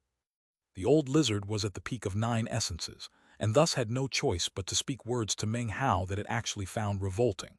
However, it still had the same temper it always had, so the reactions from the parrot and meat jelly left it feeling even more humiliated than before. It instantly glared over at the parrot and meat jelly, eyes shining with a ferocious light. "Well, what have we here?" squawked the parrot, flapping its wings excitedly as it looked at the lizard. "Not going to back down. Come, come, third bro, we need to have some words with this old bastard. Let's see, how many mistakes did it make when it was speaking just now?" A popping sound could be heard as the bell transformed into the usual meat jelly shape. It looked over at the old lizard and began to speak in a very wise and knowing tone. "I'm not going to give a lecture here, but listen, you need to do things earnestly. Even when you're brown-nosing, you have to do it earnestly. Only by doing things earnestly can you do things well. You need to brown-nose as if you were practicing cultivation. That's the way to do things perfectly. AI. All this reminds of something that happened countless 3-year periods ago. It was a fine spring day when—" The meat jelly continued speaking emotionally. However, before it could say much more, the parrot smacked it with a wing. "Hurry up and get to the point." Off to the side, Meng Hao looked on with amusement. He suddenly felt very warm inside. Seeing the parrot and meat jelly talking like this reminded him of memories from more than 2,000 years in the past. After being smacked by the parrot, the meat jelly wasn't very happy at all. The old lizard looked on with wide eyes, unable to keep himself from wondering if this meat jelly and this parrot were complete idiots. However, even as the thought occurred to him, the meat jelly cleared its throat. Fine, fine. Listen up, old lizard. Again, I'm not going to be giving any lectures. However, I couldn't help but notice that you mentioned something about only being able to see someone once in 100 years, right? Nonsense. Rubbish. You call that brown-nosing. 100 years. My little Haoi is a chosen you couldn't see once in 100,000 years. No, wait. From the beginning of the starry sky of the vast expanse to now, there's never been anyone like him. The meat jelly's eyes glowed with ardor. As soon as the words left its mouth, everything went quiet and the old lizard gaped in shock. Chapter 1541, Lost in the Act. The meat jelly cleared its throat and then, seemingly without the slightest bit of shame, continued on in a loud voice. And then there was the second thing you said. Heaven laid its eyes upon you. Do you even know how to talk? What is that supposed to mean? Heaven has eyes. What you should have said is this. Oh heavens, dig out my eyes, because after seeing a chosen like this, I don't need them. The parrot was off to the side, muttering in irritation. Meng Hao blinked and couldn't hold back from coughing drily. As for the old lizard, its eyes were as wide as saucers as it stared at the meat jelly. It couldn't suppress the feeling that it had truly run into a master of speech. Remember, when you're brown-nosing, you have to determine exactly what type of person you're talking to. Some people like a bit of exaggeration mixed in with the truth. Others like complete and utter exaggeration. Therefore, before you begin brown-nosing, you need to analyze the personality of the person in question. At a single glance, you can tell that Haoi is a clever rogue. With people like that, you can't rely on ordinary methods. You have to exaggerate, go overboard. The thicker you lay it on, the better. The highest realm of brown-nosing is not the level where you make yourself sick. No, the highest level is where you actually believe what you're saying is true. That is a level that is not to be trifled with. As the meat jelly continued to lecture in a very knowledgeable fashion, its expression was very somber. It seemed genuinely irritated at the shortcomings of the old lizard. The lizard began to sweat nervously. And then there's the last thing you said. It was far too long-winded. All right, how about this? You just watch me. I'll show you what the highest level looks like. A popping sound could be heard as the meat jelly suddenly transformed into a little lizard. Its tongue flicked out of its mouth for a moment, and its eyes began to burn with passion. It was even trembling, and smoke began to rise up from its skin. Its burning gaze seemed capable of melting mountains of ice. It was as if it were looking at the most perfect of all creations. It suddenly plopped down to prostrate itself to Meng Hao, then cried out in the most moving of voices, "O exalted one, I absolutely, positively must become your subordinate, sir, and bathe in the radiance of your light. If you dare to refuse me, sir, then I will kill myself in front of your very eyes. If you try to stop me, I will kill myself this minute." The meat jelly seemed to be lost in the act. It stuck its tongue out as if in preparation to bite it off if Meng Hao didn't agree. In fact, it even began to emanate the fluctuations of self-detonation. The parrot stared in shock for a moment, then smacked the meat jelly viciously to remind it that it was acting. "Damned bird," the meat jelly roared. "Get the hell out of my way. I'm the most respected lizard in the entire starry sky of the vast expanse. However, as of this day, I have come to understand that my mission in life has been to wait for your appearance, O master. Sir, if you dare to say the word no, then I will kill myself immediately." The fluctuations of self-detonation continued to grow more and more intense. Soon, the entire area seemed to be on the verge of being destroyed. Cracking sounds emanated out, and rifts opened up which emanated crimson, destructive light. Meng Hao's eyes were wide, and the parrot seemed completely exasperated. Seeing that the meat jelly really did seem to be on the verge of self-detonating, he quickly said, "Yes, I accept. I accept." Finally, the meat jelly nodded in satisfaction. The signs of self-detonation faded away, and a popping sound rang out as the meat jelly returned to its usual form. It had been so engrossed in the act that it was completely exhausted. Furthermore, forcibly stopping the imminent self-detonation had resulted in some injuries. However, the meat jelly didn't seem to care. Looking proudly over at the old lizard, it said, "Now do you see how wrong you were?" The lizard remained in place, trembling and panting as it stared at the meat jelly. Suddenly, it was as if it had experienced an epiphany. Countless lightning bolts blasted around in its mind, removing the mists that had blocked enlightenment. It had never encountered anything like the meat jelly before. Moments ago, it had been more than obvious the meat jelly really had initiated a self-detonation. If Meng Hao hadn't acted when he did, the meat jelly might have actually blown itself up. The old lizard took a deep breath, then clasped hands and bowed to the meat jelly, its expression one of deep respect. It was feeling very torn, and was actually considering asking the meat jelly to teach it more when Meng Hao cleared his throat. "All right, enough with the ruckus," he said. "Listen, old lizard, you can follow me for 1,000 years if you want, and if not, I won't force you." With that, he flicked his sleeve and made his way off into the distance. The parrot and meat jelly immediately followed after him. After a moment passed, the meat jelly looked back ruefully at the lizard. The lizard hesitated for a moment, then clenched its jaw and flew after them. It was still feeling somewhat unsettled, and thus didn't notice that the meat jelly and parrot were apparently transmitting messages to each other. "Well, what did you think of that?" the meat jelly transmitted proudly. "From now on, Lord Third has some hired muscle. That old lizard's cultivation base is at the 9 essences level. Whenever we go out in the future, we can loot anybody we want without a single hitch." The parrot rolled its eyes. "You three-counting imbecile, how stupid can you be? Hey, always transcended already. With that kind of backing, who needs hired muscle? Don't you know the story of the fox who borrowed the tiger's might? Well, don't you?" Inwardly, the parrot sighed, thinking about how lonely it was being transcendent in terms of wisdom. The meat jelly gaped mutely as it was struck by the truth of the situation. All of a sudden, it realized that losing itself in the act like it had been a waste. It had almost gotten itself killed. A few days later, Meng Hao led his little group to a desolate land mass within the starry sky of the vast expanse. It seemed completely devoid of any life. And yet, when Meng Hao sent his divine sense out, the pressure caused the land mass to tremble, and countless termites flew out. From the very depths of the land emerged a huge termite, larger than any of the others. When it saw Meng Hao and sensed the terrifying fluctuations emanating off of him, it trembled and bowed its head. This termite was much more straightforward than the old lizard and immediately chose to acknowledge allegiance. Taking the Peak 9 Essences termite with him, Meng Hao traveled to another area where there was a huge vortex. As he neared it, his eyes shone with bright light. Instantly, the vortex ceased spinning and even began to show signs of collapse. A cry of terror echoed out from within the vortex as a huge head flew out. Before, a vicious expression had covered the head's face, but now it was staring at Meng Hao in astonishment. It remembered Meng Hao from hundreds of years ago, when he had taken away its precious treasure. It had chased after him and tried to kill him, and now, here he was, returned with an aura infinitely more terrifying than before. "Why you?" "Quit stammering," the parrot barked. "Hurry up and decide, are you gonna acknowledge allegiance or not?" The parrot looked quite sanctimonious and lofty, almost as if it were the one emanating the aura of transcendence, and not Meng Hao. The enormous face smiled wryly, and thought back to what it had said last time about what would happen when it met Meng Hao again. It could do nothing but look down. "I acknowledge allegiance." Meng Hao nodded. "I've come searching for you and others like you, not to force you to acknowledge allegiance, but to put an end to the karma from years ago. If you wish to follow me, you can do so for 1,000 years." What he said was true. He didn't need their fighting power. However, after reaching transcendence, he got the feeling that he needed to unravel the karma he had in the starry sky of the vast expanse. If he didn't, it could be used against him as a weapon.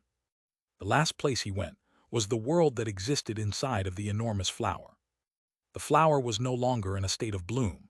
It looked withered and sagged in its position within the starry sky. When Meng Hao appeared next to it, he was so minuscule as to be invisible. As soon as he appeared, though, the flower suddenly trembled. Clearly, the flower had a life force of its own, and it could sense that Meng Hao was a transcendent cultivator. He hovered there in front of the flower, thinking back to how helpless he had been last time he came, when he had been forced to simply wait for the flower to open. But now, his expression was calm as he said, "Bloom." As soon as that single word left his mouth, the flower trembled even more violently than before, and without the slightest hesitation, bloomed. Meng Hao entered the world inside the flower. Back then, he had promised to completely seal the fire and ice within the world, to prevent the world from being destroyed. As he flew across the lands, he looked down to find that things looked somewhat different than before. The ice mountains were melting, and much of the flames were extinguished. As for the area in the middle where the two tribes had lived, it was now losing its vitality. From the look of things, it wouldn't be long before this entire world was unsuitable for life. Once the flower closed back up, no one but a transcendent cultivator could enter, which meant that everyone living inside the world would die. Meng Hao didn't attract the attention of Patriarch Ice Mountain and the Flame Phoenix. Unless he wished it, no one in the starry sky of the vast expanse would notice him. Looking down at the lands below, he waved his finger, a seemingly casual gesture that actually altered the natural and magical laws. It changed destiny. The lands began to rumble as an invisible ripple spread out in either direction. Wherever it passed, ice mountains were frozen solid, sending coldness out in all directions that would never fade away. Everything was returned to its previous state. On the other side, flames leapt to life, sending scorching heat out in all directions. Chapter 1542, Demon Sovereign. Having done that, Meng Hao looked at the lands below one more time, then made his way off. When the flower closed again, one of the ice mountains suddenly trembled and transformed into a giant. As the giant stared around in shock, a beam of light appeared off in the distance, which was none other than the flame phoenix. Both of them were completely astonished and had no idea what had just occurred. Shortly before, they had been in despair, thinking that their home was doomed to be destroyed. But then, everything had been reversed. The mountains froze up again, and the flames raged hot and bright. There was even abundant spiritual energy present which hadn't been there before. "What happened?" asked the flame phoenix. "Patriarch Ice Mountain, do you know?" However, a glance at Patriarch Ice Mountain's expression made it obvious that he had no idea either. After a moment of silence, Patriarch Ice Mountain said, "How strange, everything suddenly changed." Silence prevailed for the time it takes an incense stick to burn. Then, the flame phoenix hesitantly looked up into the sky. "Do you think it might have been him returned?" "Impossible," Patriarch Ice Mountain replied immediately, shaking his head. But then he hesitated. With the flower closed, no one should have been able to enter the world to interfere with the lands of ice and fire. Even if they could enter, changing the situation was impossible. Eventually, the flame phoenix looked thoughtfully up at the sky one more time, and then turned and left. The Ice Mountain giant looked out at the lands and sighed. "Don't tell me it was really him." A few more days passed, and soon the day arrived which Meng Hao had mentioned to the paragons from the Vast Expanse School. On that day, planet Vast Expanse buzzed with activity. There was such a commotion that even the starry sky outside of the planet was affected. Soon figures appeared, flying up from planet Vast Expanse. All of them were cultivators with extraordinary cultivation bases. Powerful ripples spread out into the starry sky as an 8 essences paragon flew out, leading a vast host of other cultivators off of the planet. It was none other than the Ninth Sect. They were gathering in preparation for Meng Hao's return. Every paragon and all cultivators in the Tao realm, ancient realm, and immortal realm appeared. There were countless numbers of them, stretching out in all directions. They didn't fly out of their own power. Instead, they were organized in ranks on enormous ancient trees which had been carved into semblances of ferocious beasts. Further off in the distance were more figures. They weren't cultivators, they were other strange creatures and life forms. These were various peoples from worlds that the Ninth Sect had subjugated over the years. Altogether, the forces of the Ninth Sect formed a huge army numbering over 10 billion. They virtually blotted out the sky. There almost didn't seem to be an end to the army. The pressure they radiated caused the mist in the starry sky to seethe and churn, almost as if it couldn't approach the cultivators. A vortex sprang up around the host, swirling around and making their aura even more shocking. Soon, another host of cultivators flew out from planet Vast Expanse. They were the powerful experts from the Eighth Sect. Although they couldn't match up to the Ninth Sect in terms of numbers, their power and glory shook the starry sky. Next were the Seventh, Sixth, and Fifth Sects, all the way to the First Sect. Planet Vast Expanse was shaken in a way that it had never been throughout all history. A few of the well-informed rogue cultivators knew a bit about what was going on, although they weren't sure of the details. However, most rogue cultivators had no idea what was happening and gasped in shock and fear. Heavens, the 9 great sects of the Vast Expanse School are all mobilizing off-planet. What's happening? There must be a war. The Vast Expanse School is going to fight one of the other great powers. How could that be possible? There are always small wars being fought here and there in the starry sky, but the Vast Expanse School is huge. Besides, how could they go to war when their 9 essences experts are all focused on trying to transcend? It wasn't just the rogue cultivators who were shocked. All of the other worlds located in the Vast Expanse School's sphere of influence were equally astonished. Of course, some people were able to make speculations based on tidbits of information which had leaked out in recent days. Did you hear? The entire Vast Expanse School is mobilizing. I heard they're all going to support their 9th paragon. The 9th paragon comes from a world that the immortal god continent and the devil realm continent destroyed. He wants revenge, and the Vast Expanse School is going to help him get it. They're going to war with the immortal god continent and the devil realm continent. How? How could this ninth paragon convince them to do such a thing? Even as everyone reeled in shock, the 9 essences paragons appeared from the various sects. They flew out to the front of the huge army, where they settled down cross-legged to wait. The sect leader was among their number, his expression grave and murderous as he sat there in front of the first sect. Jin Yunchen, Sha Jiudong, and immortal Bai Wuchen were there as well, their energy shaking the starry sky around them. Apparently, the entire vast expanse school had come out. It was a shocking event which rocked the entire starry sky of the vast expanse. As word spread near and far, gasps of shock could be heard everywhere. Countless worlds chose to seal themselves shut. Innumerable vortexes went dark. No one wanted to participate in what was sure to be a brutal and savage conflict. Time passed and everyone waited in silence. Suddenly, a powerful roar filled the starry sky as an enormous basilisk lizard appeared. It was as large as an entire landmass, and before it even got close, an intense pressure weighed down, causing everyone to tremble. The sect leader's eyes snapped open, and he slowly rose to his feet. Jin Yunchen and the others looked on with shining eyes and trembling hearts as they realized that standing on the head of the huge lizard was Meng Hao. The basilisk lizard filled them with intense dread, and as for the person standing on its head, it once again filled their hearts with the awesome sensation of transcendence. As the lizard approached, roaring sounds echoed out from behind it as an enormous termite appeared. Although it was smaller than the lizard, the aura it emanated was terrifying to the extreme. After the termite was an enormous head, floating along with a vicious expression. It looked like the head of an old man, threatening without being angry, which emanated the fear-inspiring ripples of the peak of 9 essences. Patriarch God Lizard, the Holy Termite, and the Primordial Patriarch. The sect leader and the others were completely shaken. They had heard of these 3 entities, and knew that they had reached the peak of 9 essences long, long ago. It was at this point that the 8 essences paragon from the 9th sect took a deep breath, then clasped hands and bowed deeply toward Meng Hao. Greetings, Demon Sovereign. The 10 billion 9th sect disciples behind him trembled inwardly.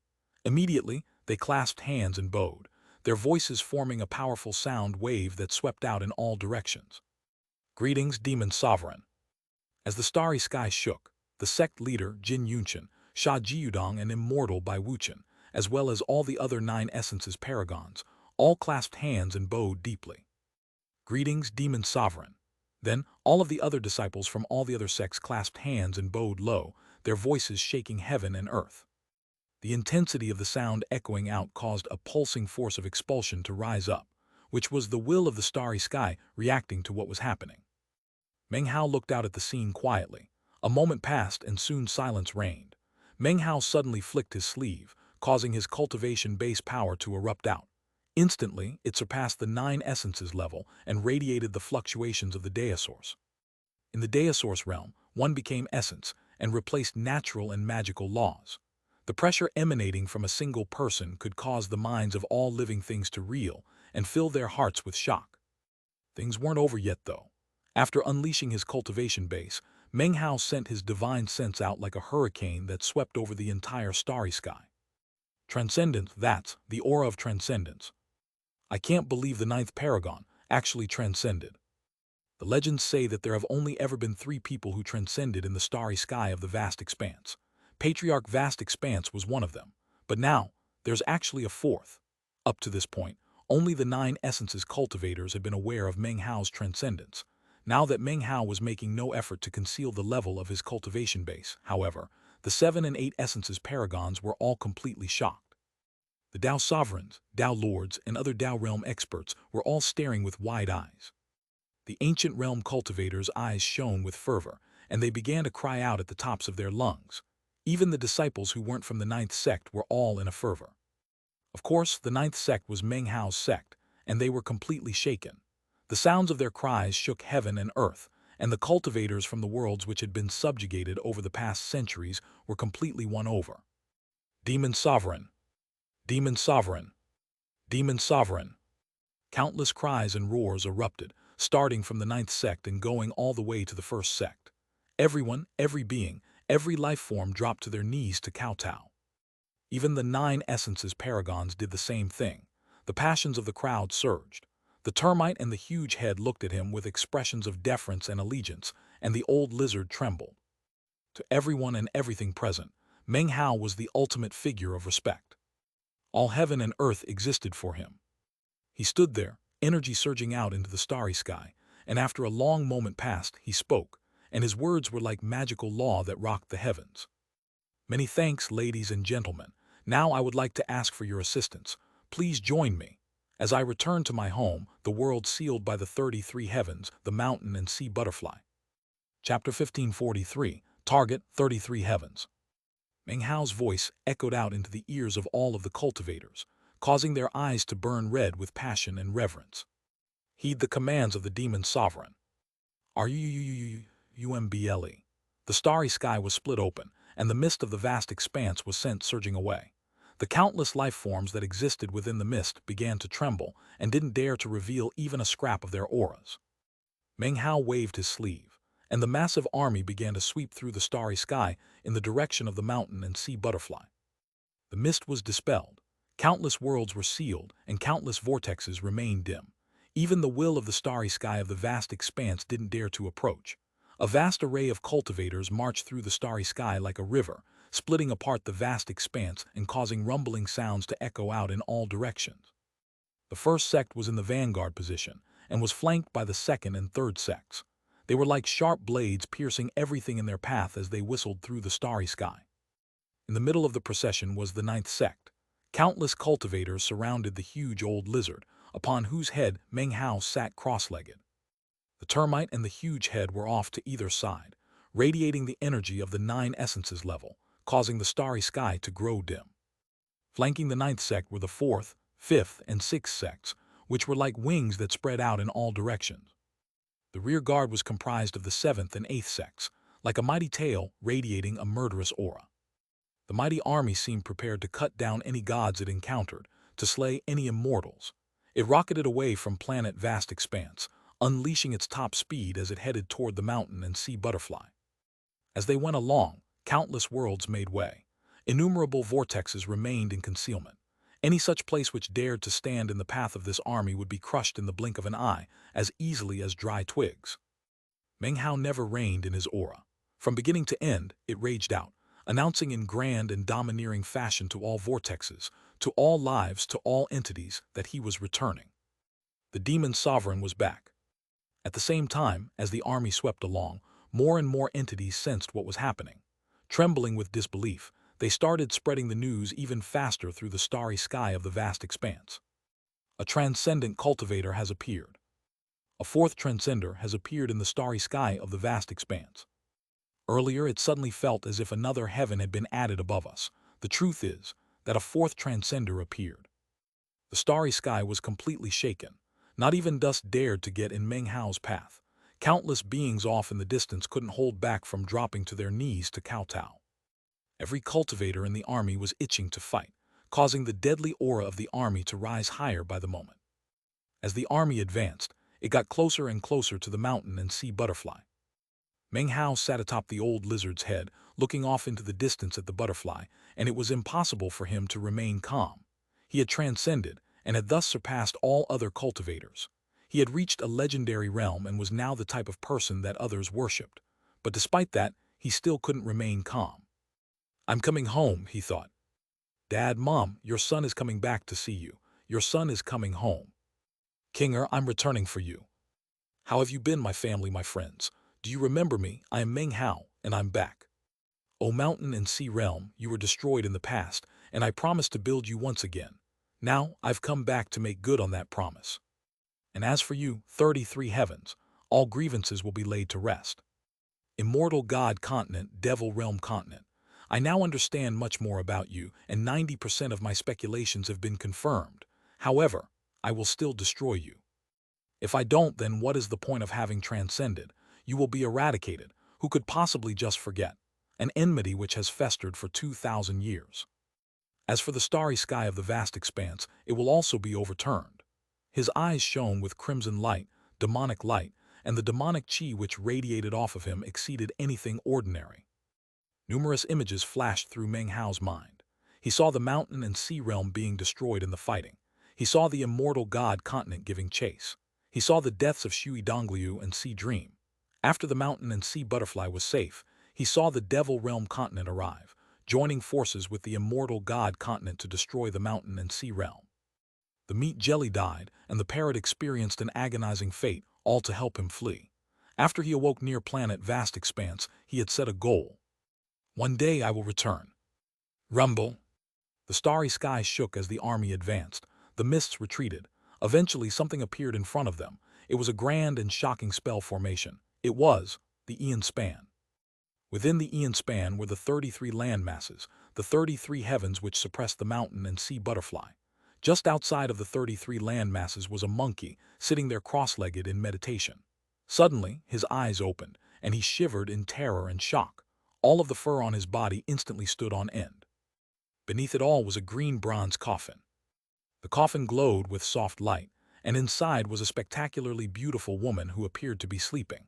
A butterfly could be seen atop the coffin, which seemed to nearing the end of its life. Pressure crushed down from above, but the light from the coffin made it impossible for that pressure to touch the butterfly. It was almost as if the entire starry sky hated the butterfly. Were it not for the light from that coffin, the butterfly would have long since been destroyed. Years ago, Paragon Sea Dream had given up her life to find a safe haven. The fact that the butterfly had survived until now proved that her sacrifice really had bought safety for the mountain and sea realm. I'm back, Meng Hao whispered, standing on the head of the old lizard, looking at the mountain and sea butterfly. His words were spoken so softly that only he could hear them. As he looked at the mountain and sea butterfly, his eyes shone with reminiscence. Now that he had transcended, his slightest word or action could shake the entire starry sky of the vast expanse. In fact, he didn't even need to speak. A single thought could change natural law. He had even reached the point where all someone had to do was think of his name, and Meng Hao would know. That level of divine ability and skill was one of the terrifying natures of transcendent cultivators. It was nothing special to the so-called boundless Tao and heaven trampling. In the moment that he murmured those words, his voice could be heard in the minds of all his old friends in the mountain and sea butterfly. His parents were there. They suddenly looked up as they sensed Meng Hao's aura, and expressions of excitement appeared on their faces. Although it was clearly their son's aura, it contained something that could shake heaven and earth, and it was getting closer. It's Hayor. Hayor is back. He didn't die. The killing son of the Fang clan is back. He's definitely going to cleave open the 33 heavens and paint the vast expanse red with their blood. Meng Hao's father, Fang Ziyufeng, threw his head back and laughed. It had been a long time since he had been so happy and excited. He wrapped his arms around Meng Li, whose eyes were wet with tears. She looked up into starry sky above, and she knew that her son was the most outstanding individual in existence. She knew that he would keep his promises no matter how much time passed or how many incredible developments occurred. Years ago he had said that he would return, so he would definitely return. Many people throughout the world of the mountain and sea butterfly felt similar sensations. Su Qing was sitting cross-legged in the main gate of her residence on the mountaintop. She suddenly walked outside, her green garments fluttering in the wind. Her long hair flowed past her beautiful face, which was already starting to show a bit of age. However, the faint wrinkles couldn't cover up her expression of determination and excitement. She had been meditating moments ago, but when she heard Meng Hao's voice, it was almost as if he were standing right next to her. I'm back. She was sure that she hadn't misheard.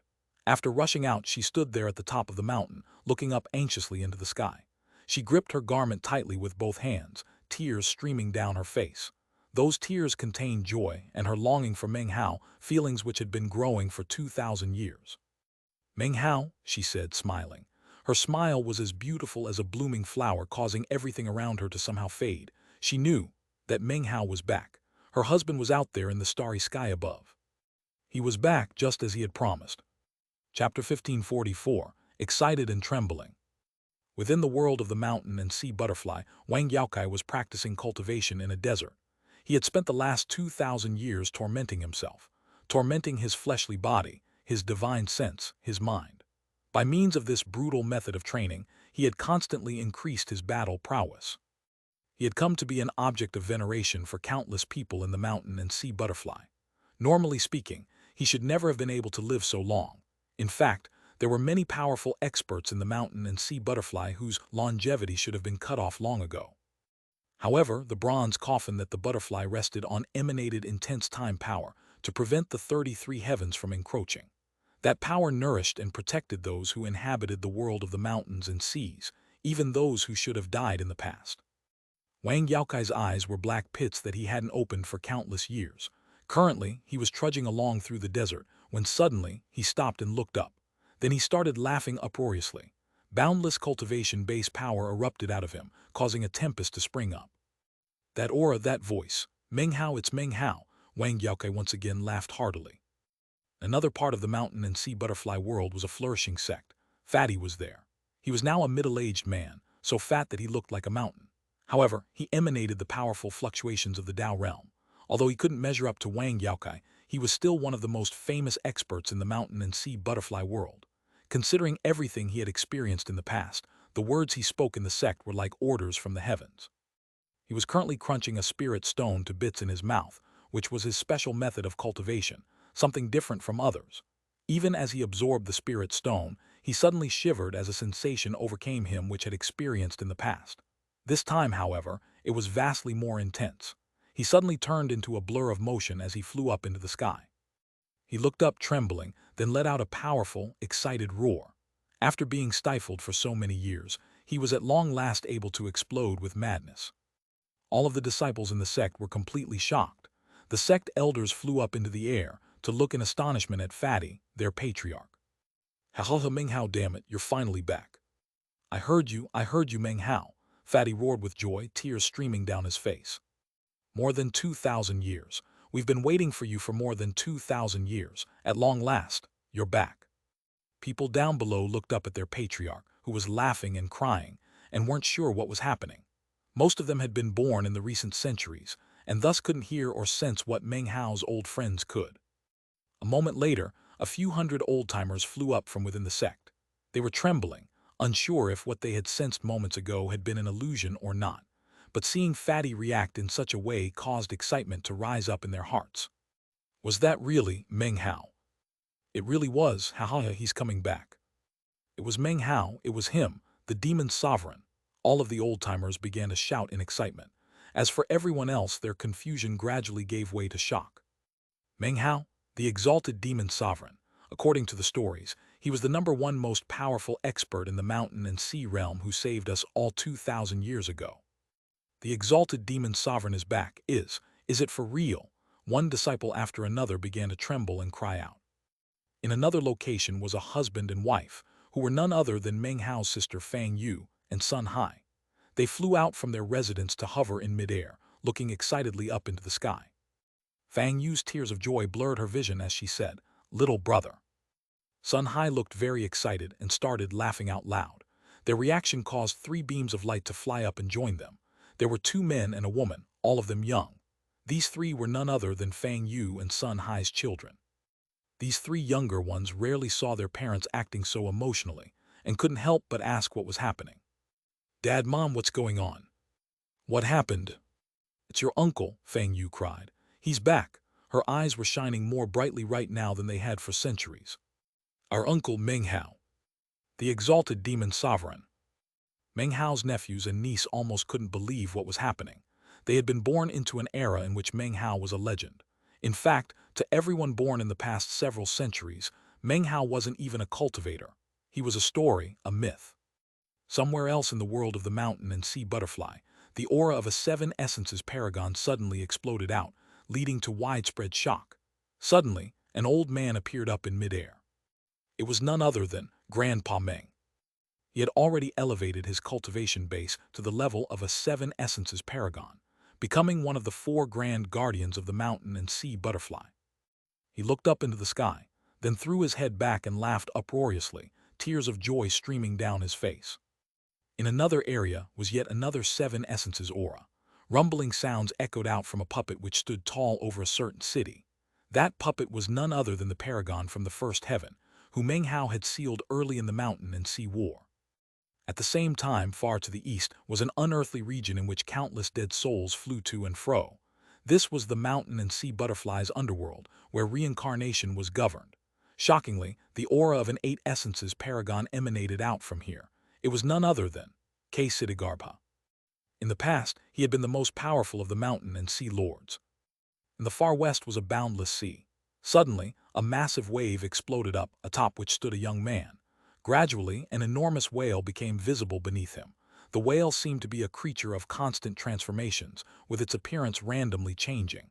It was none other than true Spirit Knight. That young man was the one and only Kijiusi. Shockingly, he was emanating the fluctuations of the 8 essences level. During the past 2,000 years, many shocking developments had occurred within the mountain and sea butterfly. However, the most astonishing of all was that, in addition to the puppet, there were 3 additional paragons. Grandpa Ming and K. Siddhigarbha had been powerful to begin with, especially K. Siddhigarbha, who had been like an imperial lord. Therefore, it was no surprise that they had become paragons. As for Kijiusi, before the fall of the mountain and sea realm, few people had known who he was. Who would ever have thought that in the centuries that followed, he would rise to the 8 essences level? As of this moment, all 4 of the paragons were looking up into the sky, as if they could see Meng Hao approaching from beyond the 33 heavens. In another location in the mountain and sea butterfly world sea, a huge island could be seen. A glittering shield covered it, but it was still possible to see an entire country on that island, almost a world of its own. Shockingly, a huge turtle lay beneath that island. It was Patriarch Reliance. Yawning, he squinted and looked up into the heavens. "Why is that aura so familiar?" he muttered to himself. "Damn it, think hard, Patriarch. Whose aura is that? How come it makes me want to cry?" A young woman could be seen standing on his head. She was currently weeping with joy. That young woman was none other than guiding Trirane. Behind her was a man who, despite seeming to be of middle age, had a full head of white hair. His aura was in a state of deterioration, and yet a pearl circulated around him in the air. He was Donghu. "I've been feeding this pearl with my body for so many years," he murmured, waiting for its owner. "Considering everything, I can't help but wonder if it belongs to Meng Hao." His eyes shone with brilliant light. Countless people were shocked and astonished. The world of the mountain and sea butterfly was shaken in a way it never had been before. It was as if, all of a sudden, new life had been poured into it.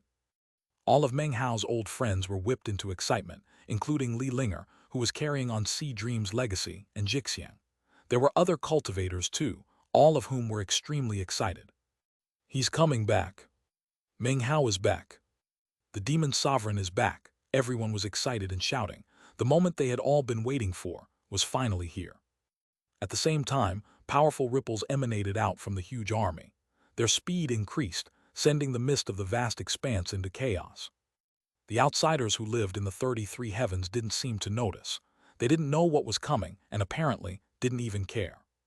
The Aeon Span, as well as other defensive spell formations put in place by the Immortal God Continent and the Devil Realm Continent, had rebuffed countless greedy beings who had attempted to break in during the past 2,000 years. All had been blocked, and many had been directly killed. What made the 33 heavens even more complacent was that, inside the Aeon Span, there was Dao Fang.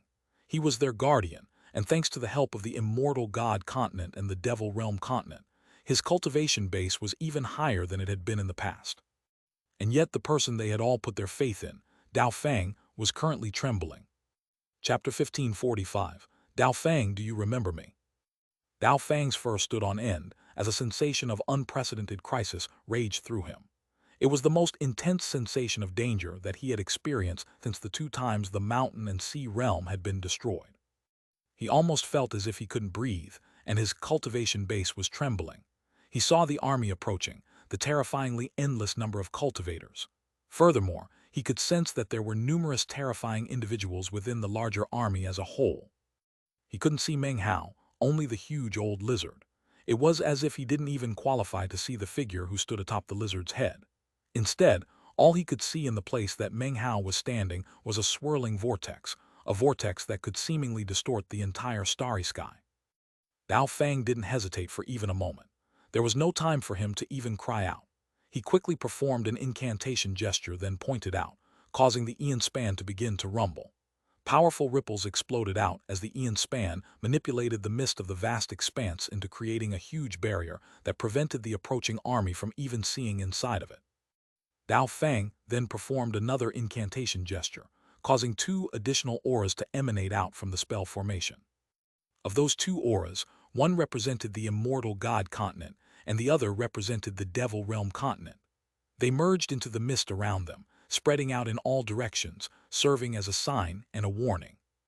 They were a sign of the power of the immortal god continent and the devil realm continent, and also a warning to all that this place was not to be provoked. Having accomplished these things, Dao Fang breathed a sigh of relief. He was still a bit nervous, but kept reminding himself of all the other terrifying entities he had encountered in his long life who were scared off by these two auras. He could only hope that this situation would be the same. They're probably just passing by, he told himself. Yes, definitely just passing by. That's most certainly it. The 33 heavens couldn't have done anything to provoke such a huge army of cultivators, and none of the survivors of the mountain and sea realm have been able to break free from the seal. There's no way they could have somehow made contact with such a terrifyingly powerful group. That must be the case. Besides, who in the starry sky of the vast expanse would ever dare to provoke the immortal god continent and the devil realm continent? Such people are like phoenix feathers or killin horns and would never care about a place like this. As he comforted himself in this way, he slowly began to calm down, convinced that his analysis of the situation was correct. And yet, he couldn't shake the jittery fear which gripped him because of the mysterious figure in the vortex on top of the lizard, that figure who he couldn't actually see. He had the feeling that whoever was in that vortex was the most terrifying entity in the entire huge army. He was so nervous as he sat there waiting that he didn't even notice that he had begun to tremble visibly. With the help of the immortal god continent and the devil realm, his cultivation base was now in the 9 essences level. And yet, he was shaking all the same. Fear swept over him like flood waters, leaving him feeling as if he were being suffocated. He could only wait and hope that the army would simply pass by. Outside of the Aeon span, the mist shield. As the seal over the 33 heavens tightened, Meng Hao's view was once again obscured. The army slowed to halt. Countless cultivators hovered there, eyes gleaming with the desire to unleash slaughter as well as utter confidence in Meng Hao. One by one they turned, gazing at him with zealous ardor. Everything was quiet. Not a single person spoke. All of them were simply waiting for Meng Hao to issue orders. The disciples of the 9th sect did so, as did the cultivators from all the other sects. Even the 9 essences paragons were no exception. The sect leader, Jin Yunshan, the huge termite and the gigantic head, the old lizard, and all of Meng Hao's other subordinates were completely silent. Meng Hao stood there on the lizard, looking out at the mists, his eyes flickering with killing intent so powerful it seemed capable of taking corporeal form. Then, the mist shield seethed as the 2 auras erupted out from the Aeon span. Both of them were at the peak of 9 essences. They weren't people. They were simply streams of divine will left behind to threaten anyone who came into the area. This area is under the protection of the brave warriors of the immortal god continent. Anyone from other parts of the starry sky of the vast expanse should leave immediately. At the same time, another voice also rang out, sinister and murderous and also rife with an aura of death. Whoever encroaches upon the territory of the devil realm will have their entire clan wiped out. Not a single individual will be left alive. Any other person would have been struck with fear. In fact, without Meng Hao, even the vast expanse school would have shrunk back. Facing either the immortal god continent or the devil realm would lead to a catastrophe that the vast expanse school would never accept. But now everything was different. Even as the messages from the 2 streams of divine will echoed out, none of the cultivators in the army moved a muscle. In fact, their murderous auras only grew stronger. As everyone watched, Meng Hao slowly rose to his feet and then waved his finger at the mist shield. He didn't speak a word. The simple movement of his finger didn't even unleash a magical technique. And yet, the mist shield began to vibrate, and the 2 streams of peak 9 essences divine will were instantly destroyed.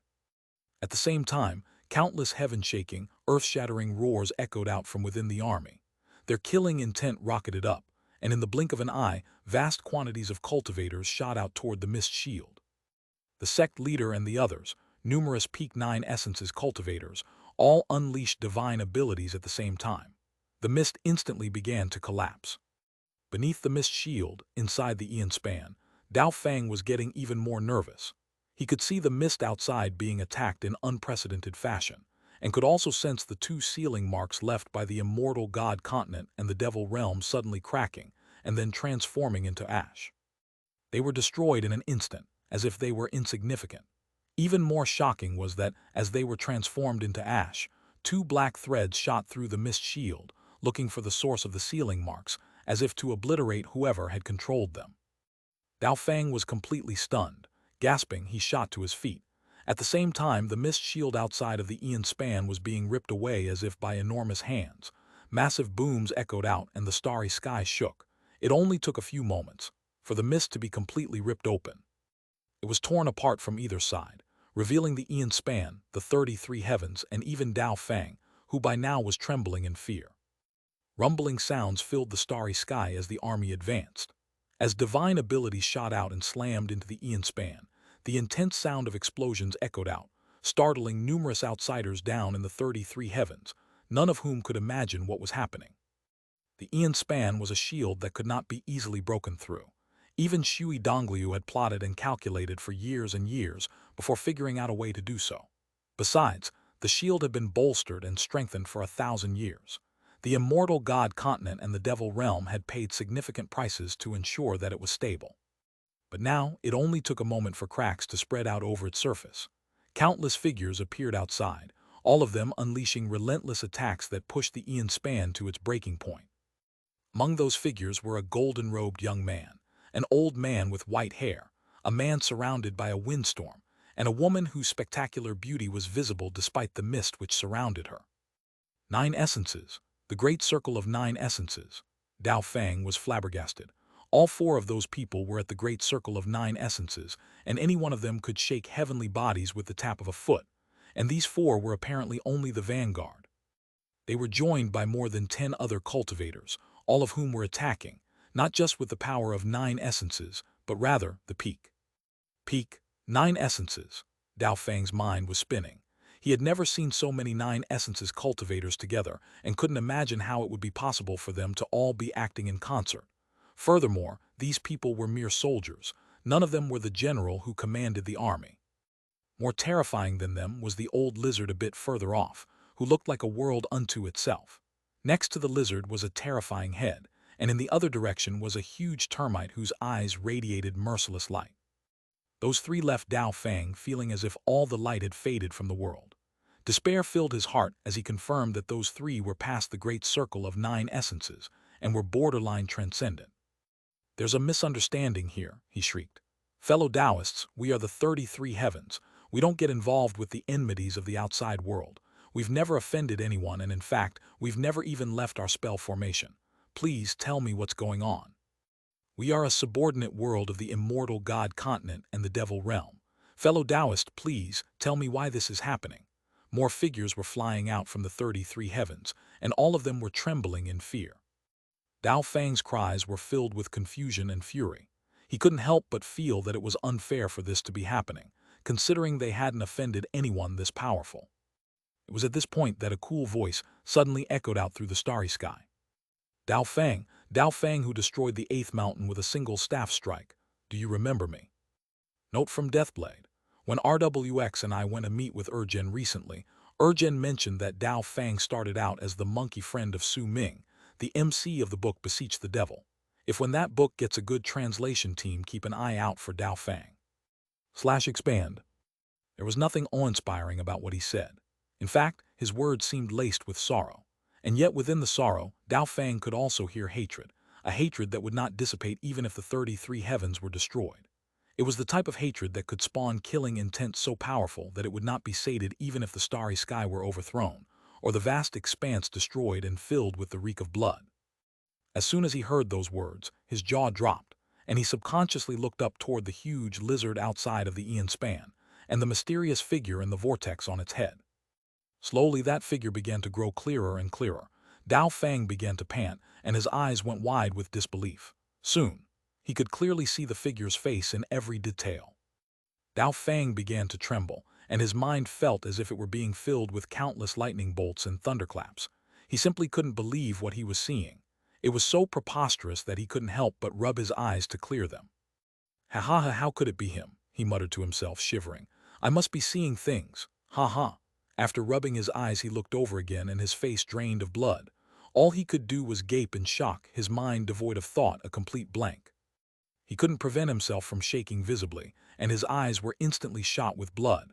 He felt like his blood was about to pump in reverse. His tongue stuck in his mouth, and his mouth opened and closed as if he were speaking, and yet no words came out. "What? Don't recognize me?" Meng Hao asked coolly. He began to walk forward, and the old lizard immediately lowered its head to accommodate him. As he strode out, all of the surrounding cultivators dropped to their knees, expressions of ardor on their faces. Even the parts of the army which were attacking the Ian Span stopped and dropped to their knees. Countless voices joined together to form a sound that could shake heaven and earth. "Greetings, demon sovereign." The mere sound of it caused the Ian Span to shake. Meng Hao walked forward, his expression the same as ever. Soon he was standing right in front of the Ian Span. There he hovered, looking at the incredulous Dao Fang on the other side. Meng Hao," Dao Fang stammered, seemingly having difficulty even speaking. From the look in his eyes, it was as if he were being faced with the most spectacularly unbelievable thing in all existence. He could scarcely believe his own eyes or his own mind. Even just looking at Meng Hao left him feeling like his body was about to collapse, and he began to edge backward. "Impossible," he shrieked, shaking even harder than before. "It's not possible that you're Meng Hao. Meng Hao is dead. Dead, I tell you. Who are you? Why are you disguised as Meng Hao? There's no way you're actually Meng Hao." "Did you personally witness my death?" Meng Hao asked. He was in no hurry, and everything in the area was under the control of his divine sense. It was possible to say that no force or power who came here could threaten or harm the mountain and sea butterfly. Not the immortal god continent, not the devil realm, and of course the 33 heavens qualified even less. Meng Hao's hatred had been festering for more than 2,000 years. If one started counting from the moment of the 33 heavens, betrayal, when they began to suppress the mountain and sea realm, then the hatred of the cultivators of the mountain and sea realm stretched back even farther than that. Because of such hatred, Meng Hao wouldn't simply destroy the 33 heavens in one fell swoop. That would not drive away the hatred. He would torment them. He would unleash the hatred upon them. Only in such a way could he, as well as the other cultivators of the mountain and sea realm, give vent to the resentment which had been suffocating them for years. Dao Fang was nearly struck mute by Meng Hao's words. It was true. He hadn't personally witnessed Meng Hao die. Although it didn't seem possible that Meng Hao could have made a comeback within Dao Fang's terror, he had to admit that the person in front of him was definitely Meng Hao. "How can he be so powerful?" Dao Fang said bitterly. "And how could he be back?"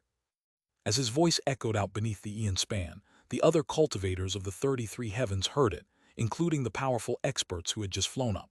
Among their number were paragons who had interacted with Meng Hao in the past, and when they heard Dao Fang's words, their faces turned ashen, and their minds reeled. Having seen the army outside of the Ian Span, they were already terrified and filled with anxiety.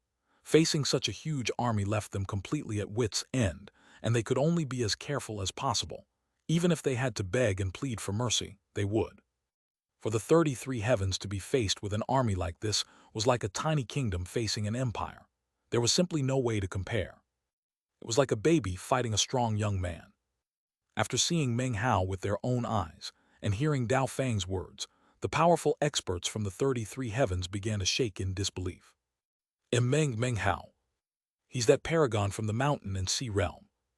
The experts from the 33 heavens were in a pandemonium, especially the ones who had personally witnessed Meng Hao in action before. It was as if a huge disaster were bearing down on them from above. However, there were still some who didn't understand the height of the heavens and the breadth of the earth, and were still confident enough to make brazen statements. "Impossible, it's impossible, he's dead.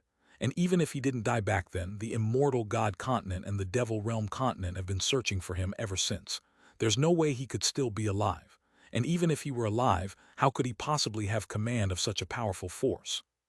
How could he ever have convinced such a huge army to fight for him? This is ludicrous." Well, he won't be able to get past the Ian Span. It was bolstered by the immortal god continent and the devil realm. It will take him a while to get through, and by that time the immortal god continent and the devil realm will have arrived. This Meng Hao has walked right into a trap. He's dead. Meng Hao hovered outside of the Ian Span, looking at the outsiders, eyes flickering with killing intent and hatred, which he did nothing at all to hide. "The Ian Span," he said. A vicious smile broke out on his face, and he began to laugh, a laughter filled with hatred. The Ian Span had sealed the mountain and sea realm for countless years. Shui Dongliu had spent his entire life planning how to break through it and buy a chance at freedom for the mountain and sea realm. In fact, it was because of that shield, which had suppressed the cultivators of the mountain and sea realm for so many years, that the League of Demon Sealers mantra also mentioned. The Aeon Span. They all had to face the Aeon Span. His laughter grew louder until it echoed out through the entire starry sky. I Meng Hao hereby decree that in this starry sky there will henceforth be no Aeon Span. His voice echoed out like thunder, provoking an instant reaction. The starry sky of the vast expanse was altered. It didn't matter whether or not the will of the starry sky agreed. Meng Hao changed it, ensuring that the Aeon Span was something that could not exist for all eternity. He hated the Aeon Span. Without the slightest hesitation, he extended his hand and tapped the Aeon Span. As soon as his finger touched the shield, it began to distort, and massive rumbling sounds echoed out. Apparently, natural and magical laws were being unleashed by Meng Hao. Instantly, it was as if the Aeon Span were incongruous with the entire starry sky, as if Meng Hao's will had become the will of heaven. Natural law was changed. RUMMMBLLLE. Cracks spread out from the spot where Meng Hao's finger had touched the shield. Instantly, they spread out to cover the entire Aeon Span. In the space of a few breaths, Dao Fang and the other powerful experts of the 33 heavens watched in shocked disbelief as the shield that was the Aeon Span shattered. It completely collapsed into countless pieces, destroyed as easily as a dried twig. As the innumerable fragments of the destroyed shield swept out in all directions, it seemed like the starry sky wished to expel them. Intense pressure crushed down on them, transforming them into powder. The shield, which was the entire hope of the 33 heavens, which had protected them from countless intruders over the years, and had simultaneously suppressed the mountain and sea realm, preventing any cultivators from leaving, was instantly turned into ash. It was blasted into smithereens. I Meng Hao hereby decree that all who practice cultivation may no longer self-detonate or kill themselves. Eyes flickering coldly, he waved his finger, instituting a new natural law which settled down onto the 33 heavens. Because of that, the countless living beings within the 33 heavens trembled, and their minds spun. It was almost as if the will of all heaven wasn't willing to interfere with Meng Hao's revenge. Meng Hao's hatred of the 33 heavens and the words he had just spoken revealed the signs of what was to come, and that was a complete and utter extermination with no survivors. Chapter 1546, Destroying the Aeon Span. Chapter 1547, Exterminating Dao Fang. Exterminate them, Meng Hao said. His voice was soft, but his eyes burned with a murderous aura. Don't leave a single one alive, and don't go too quickly. Make it slow. There are 33 of these heavens, we have plenty of time. Do not rush to destroy them in both body and soul. You can only kill them once that way. First kill their bodies, then give their souls to me. The calm brutality of his voice struck icy cold deep into the hearts of all the inhabitants of the 33 heavens. In karma, there is always a cause and an effect. From the moment the 33 heavens had chosen to rebel, they were doomed to experience a day like this, in which they paid back their debt to the mountain and sea realm with full interest. That day had come. Almost as soon as the words left Meng Hao's mouth, the endless army of cultivators surged into the 33 heavens. They burst with somber, murderous auras. Considering their numbers and their power, they could quickly wipe out all of the 33 heavens, killing everyone in body and soul. But that wasn't the outcome Meng Hao wanted. He didn't just want them dead, he wanted revenge. And that revenge was for the 33 heavens to wallow long and hard in their terror before becoming nothing. Thus, his order to the cultivators of the vast expanse school was to take their time in the slaughter, kill slowly. The entire area was sealed, making it impossible for anyone else to enter. Furthermore, natural law now prohibited anyone from killing themselves or self-detonating. As such, no one could escape the punishment that had been decided upon by a transcendent cultivator. Meng Hao wasn't worried about the 33 heavens, in their madness, harming the mountain and sea butterfly. He could prevent that from happening. The powerful experts of the 33 heavens who had flown out moments ago screamed and fled. They simply didn't qualify to try to fight back against the huge army of cultivators charging toward them. Trembling, they fled deeper into the 33 heavens. Instantly, defenses of all sorts sprang up. However, such defenses couldn't stand up to a single bombardment from the huge army of vast expanse school cultivators. They were destroyed instantly. The first to be targeted for destruction was the 33rd heaven. At the same time, Meng Hao stepped into the ruined Aeon Span, his expression the same as ever as he came to stand in front of Dao Fang. Dao Fang's face was ashen, and all his hair was standing on end. As soon as he saw Meng Hao, he began to back up. You were pretty cocky back when you destroyed the 8th mountain with a single staff strike, Meng Hao said quietly. Where is that cockiness now? He took a step forward, placing him directly in front of Dao Fang. His right hand shot out and he flicked Dao Fang in the chest. A huge boom could be heard, along with a miserable shriek from Dao Fang. Blood sprayed out of his mouth as he was sent flying backward. To Dao Fang, that flick of Meng Hao's finger was like being struck by the entire starry sky. That single finger flick crushed his chest into mangled blood and gore and shattered much of the rest of his body. Of course, Meng Hao had been doing his utmost to control the force of his blow. After all, a single flick of his finger could wipe out enormous heavenly bodies, much less Dao Fang.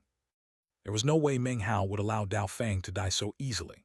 Not only had this monkey destroyed the 8th mountain back in the war, but he had also killed countless mountain and sea realm cultivators. Throughout the years, the numbers who had died by his staff as he stood watch over the 33 heavens was impossible to calculate. There were even many among those who had died who should have had a chance to challenge the Aeon span. Impossible, impossible. What's your cultivation base level? This is impossible. Dao Fang coughed up some more blood. His eyes shone with madness as he glared at Meng Hao.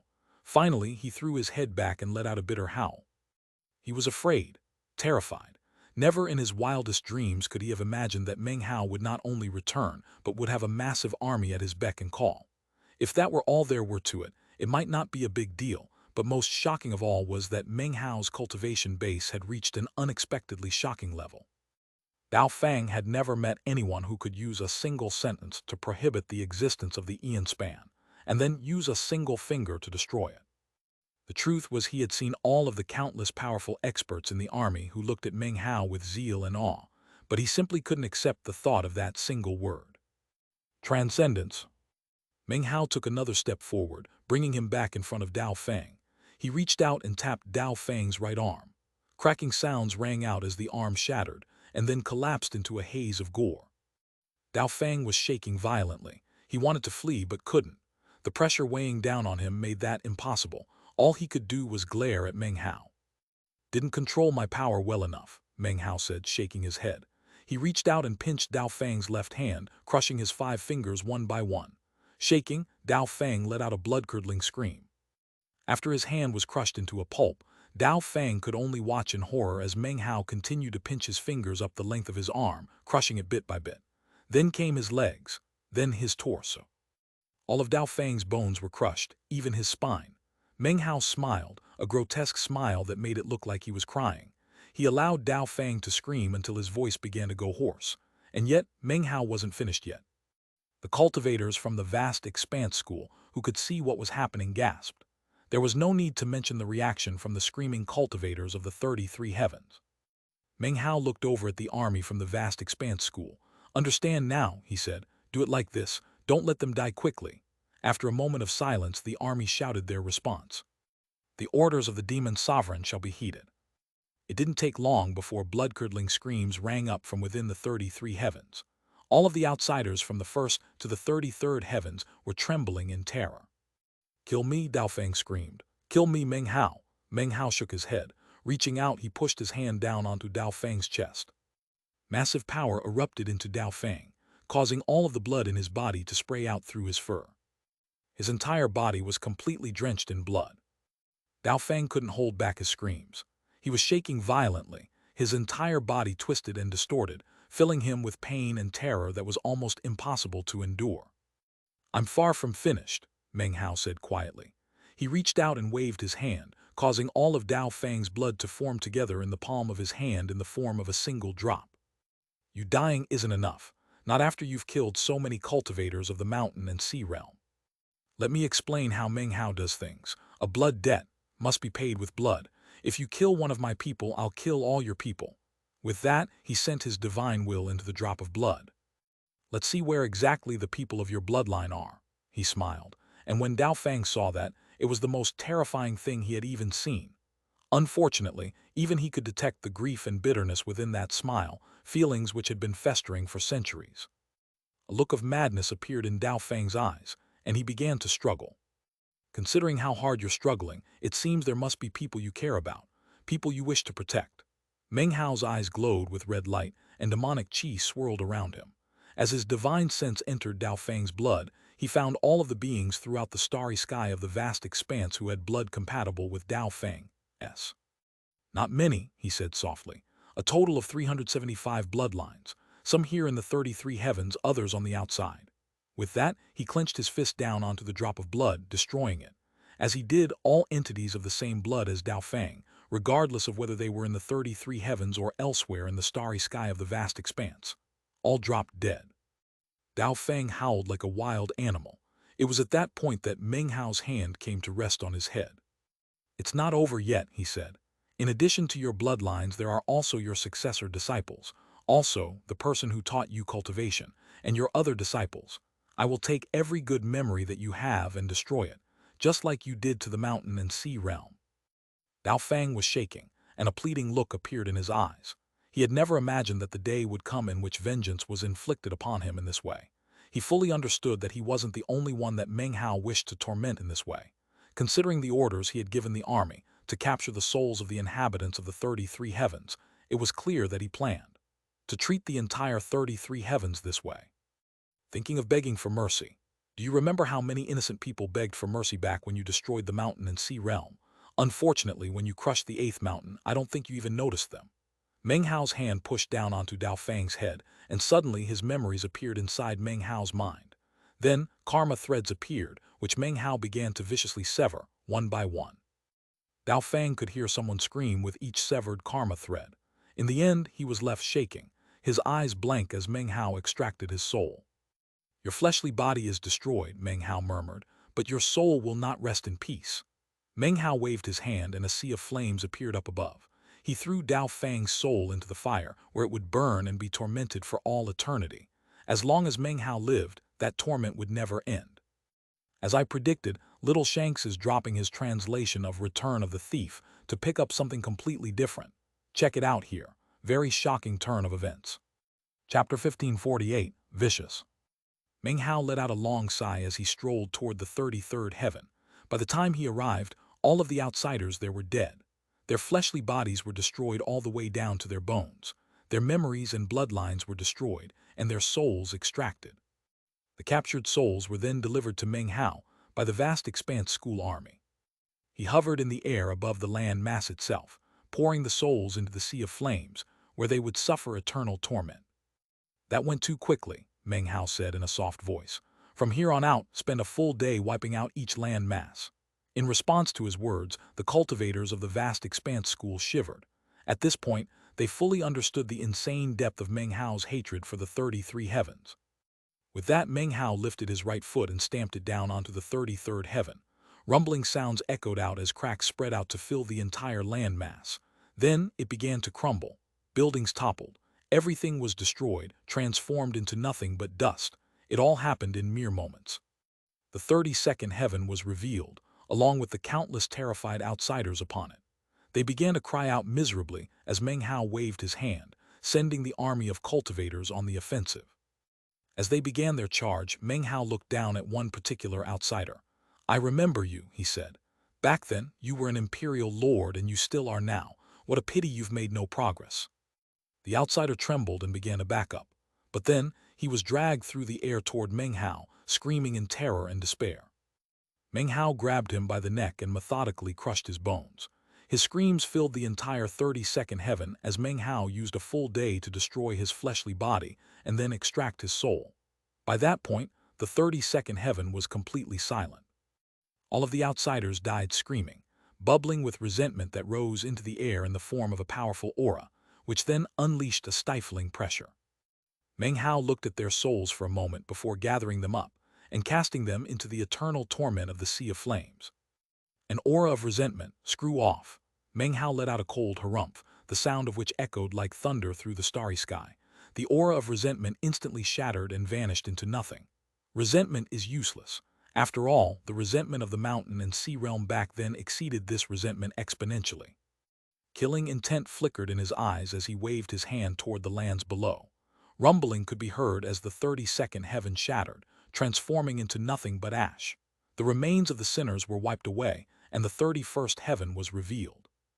It was at this point that a voice filled with madness, grief, and fury echoed out from the 31st heaven.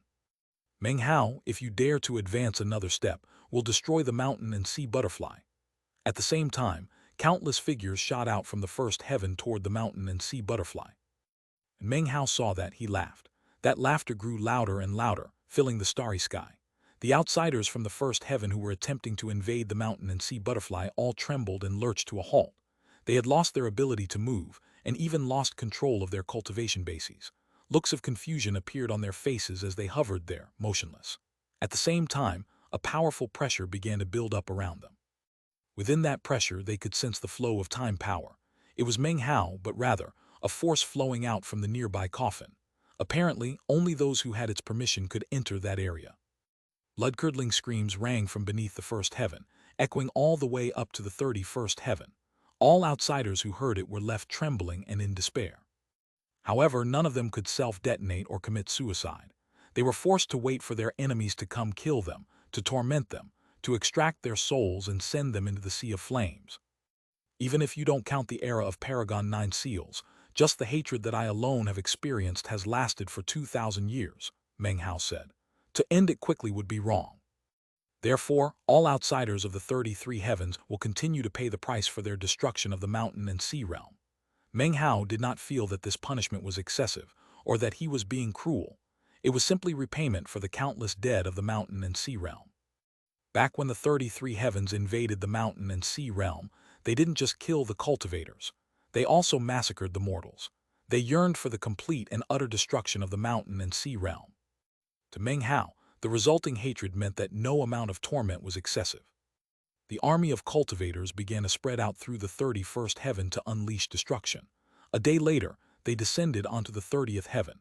In the following days, they slaughtered their way down to the 15th heaven.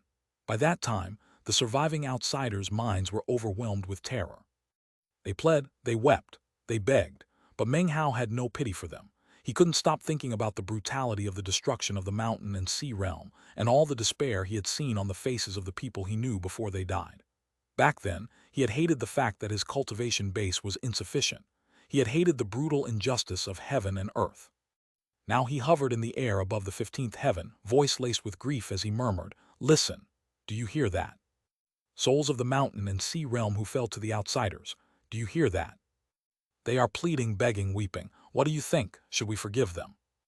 After a moment he said, "I hear your response. No, we will not forgive them. Debts of blood must be repaid with blood.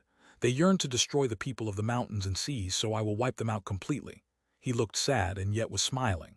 Chuckling, he lifted his hand up, halting the advance of the army of the vast expanse school. "From here on," he said coolly, "you don't need to do anything."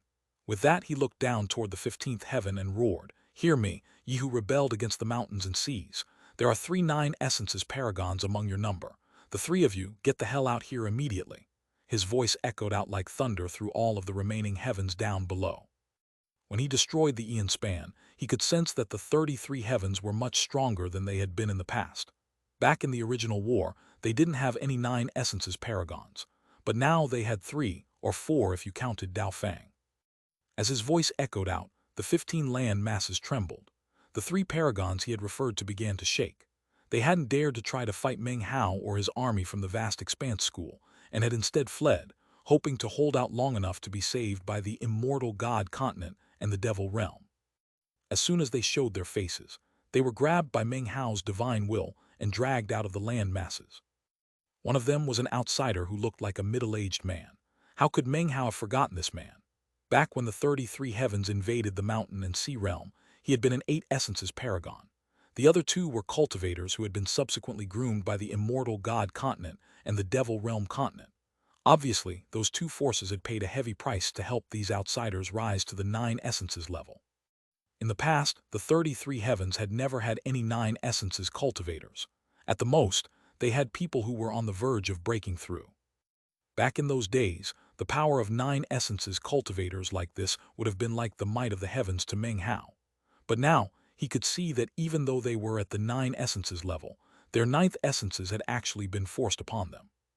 A single glance revealed that they had not used their own Tao to acquire that final essence. In fact, even their 8th essence was like that. All 3 of them combined would have been unable to defeat a true expert of the 9 essences level.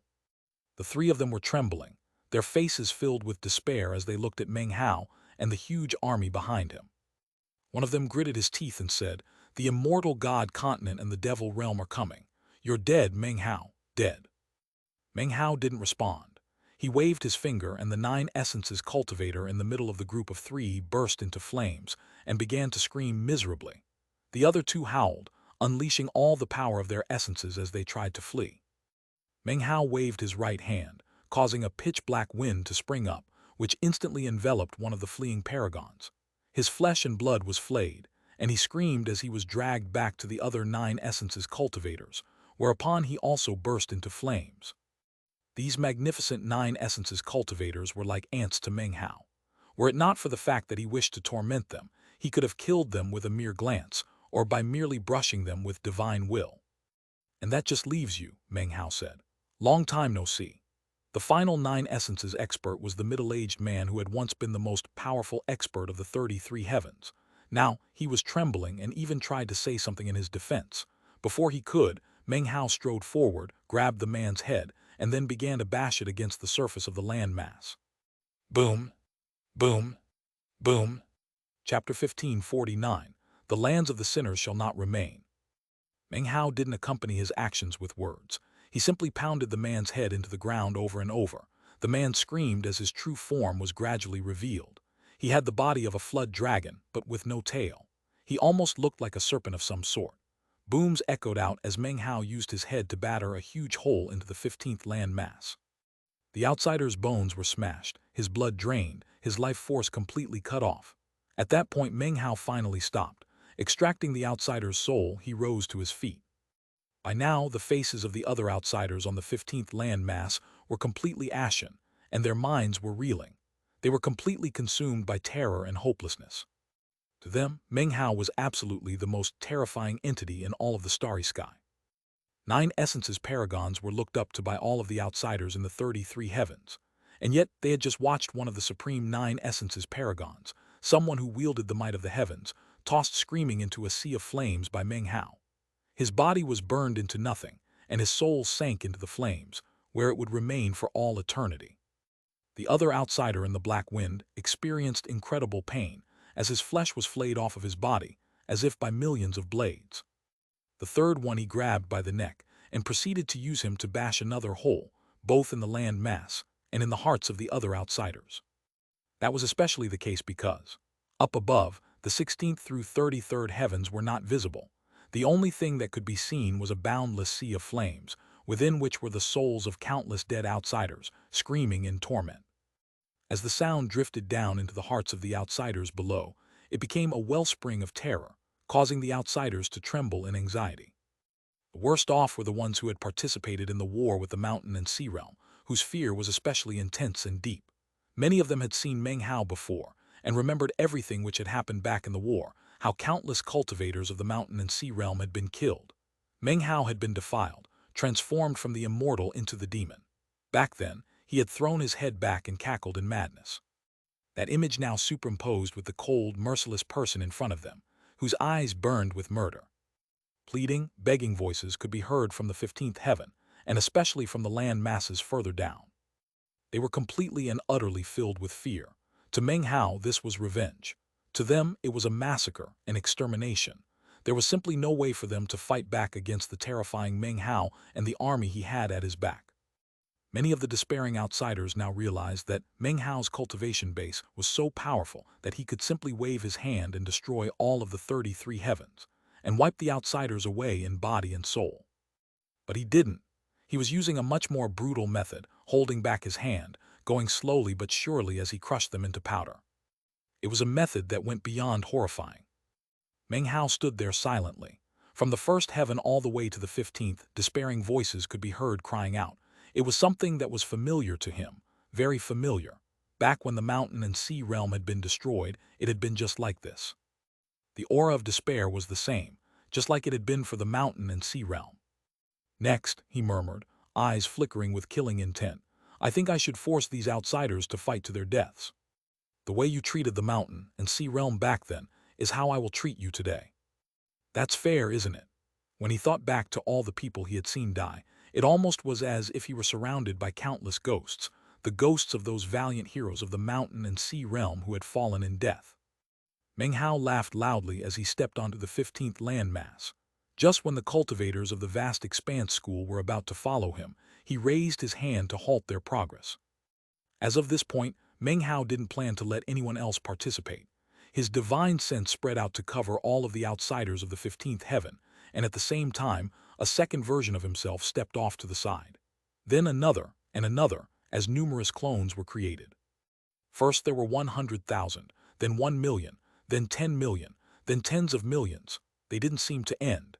Every outsider on the landmass was suddenly facing a version of Meng Hao. Within a few breaths of time, Meng Hao's clones filled the 15th heaven. Then each clone reached out and grabbed an outsider by the neck, regardless of that outsider's cultivation base level, regardless of how they struggled, regardless of how they evaded. The outsiders begged for mercy and howled in despair and madness. To anyone who could hear it, it would sound like hell. But to Meng Hao, it was the sound of revenge. I hate the 33 heavens. I hate these lands, and I hate everyone who lives in them. Meng Hao closed his eyes as his clones suddenly clenched their hands down. Silence ensued. The clones didn't crush the necks of the outsiders. They held them high up in the air and poured cultivation-based power into them to wreak havoc inside their bodies. The outsiders trembled, but because their throats were being squeezed shut, they couldn't scream. Their bodies twisted as they tried to struggle, but they fundamentally didn't even qualify to struggle. Up above, gasps could be heard from within the army from the vast expanse school. From Meng Hao's methods, they could sense that his hatred for the 33 heavens had reached an indescribable level, a level which left them completely flabbergasted. There was no way for them to truly understand. They had not participated in the brutal and shocking war in the mountain and sea realm. They had not watched the mountains crumble and the starry sky shatter. They had not watched the people of the numerous mortal worlds wiped out by the outsiders. Men, women, old, young, all of them had been slaughtered mercilessly. Meng Hao couldn't forget what he had seen back then, and couldn't forget what had happened to the mortals during that war of genocide. The mortals were part of the mountain and sea realm too, and he could remember all of their corpses, even the pregnant women and the babies, endless numbers of them. Even more revolting was how he had seen people being eaten alive by the outsiders. Even if I did worse to these brutes, it would still be showing mercy. Meng Hao never opened his eyes. His clones began to crush the outsiders until flowers of blood bloomed throughout the 15th heaven. All of the outsiders were killed. Their bodies were destroyed, and their souls were swept up by Meng Hao before they could dissipate. The souls were then cast into the sea of flames, where their screams echoed out into heaven and earth. Countless souls filled that sea of flames, all of them burning and in agony. What they were experiencing now was something the likes of which they had never experienced in their entire lives. The lands of the sinners shall not remain, Meng Hao said, opening his eyes. In that moment, all of his clones on the 15 land mass vanished. Finally, he stamped his foot down. A boom echoed out as the entire land mass collapsed, transforming into ash and rubble which rained down onto the 14th heaven. Down below, buildings were destroyed and craters opened up. The lands of the 14th heaven shook and screams echoed up from the outsiders. They seemed to be completely despairing, descending into madness as they flew up, ready to fight, glaring at Meng Hao with killing intent. The outsiders from the 14th heaven were in such a state of despair, their minds in such chaos from the intense pressure, that they automatically spoke out their true feelings. I only killed a few of the scumbags from the mountain and sea realm that year. If there's a next life after this one, I'll definitely kill even more. Ha ha ha, when I fought in the war against the mountain and sea realm, I crushed dozens of cultivators and even slaughtered an entire mortal kingdom. I also managed to consume a lot of their hearts. Now that I think about it, the flavor was wonderful. The female cultivators from the mountain and sea realm make excellent cultivation vessels, and they taste delicious too. I brought quite a few home with me after the war to be slaves. It's too bad they were so weak and ended up dying from it all. When Meng Hao heard their words, his eyes turned cold and his murderous aura raged. He didn't speak. Instead, he simply waved his finger at the incoming figures. Chapter 1550, Death Cannot Wipe Out Your Crimes. The wave of Meng Hao's finger caused a tremor to run through the outsiders of the 14th heaven.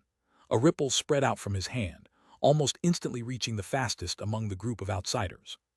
In that instant they began to tremble, and then suddenly their flesh and blood was shredded off of them. A moment later, the ripple had passed by, and they were skeletons. The pain of having their flesh and blood flayed off of them caused the outsiders to scream, but as their flesh and blood vanished, their ability to emit sound went with it. Soon, all they could do was experience the pain within their souls. Meng Hao calmly stepped forward, and the ripple continued to spread, flaying alive all of the outsiders it passed, transforming them into skeletons. Cracking sounds began to emanate out as the skeletons, which were not yet dead, began to tremble. As they fell down, they transformed into chunks of bone and ash. However, their skulls remained, within which their souls were still trapped, letting out indescribably miserable screams. The hosts from the vast expanse school were left completely shocked. Meng Hao was like an underworld deity, whose passage caused flesh and blood to vanish, and left behind only skeletons. By the time he passed through the entire 14th heaven, not a single outsider remained who had a flesh and blood body. They were all skeletons, who toppled down to the ground.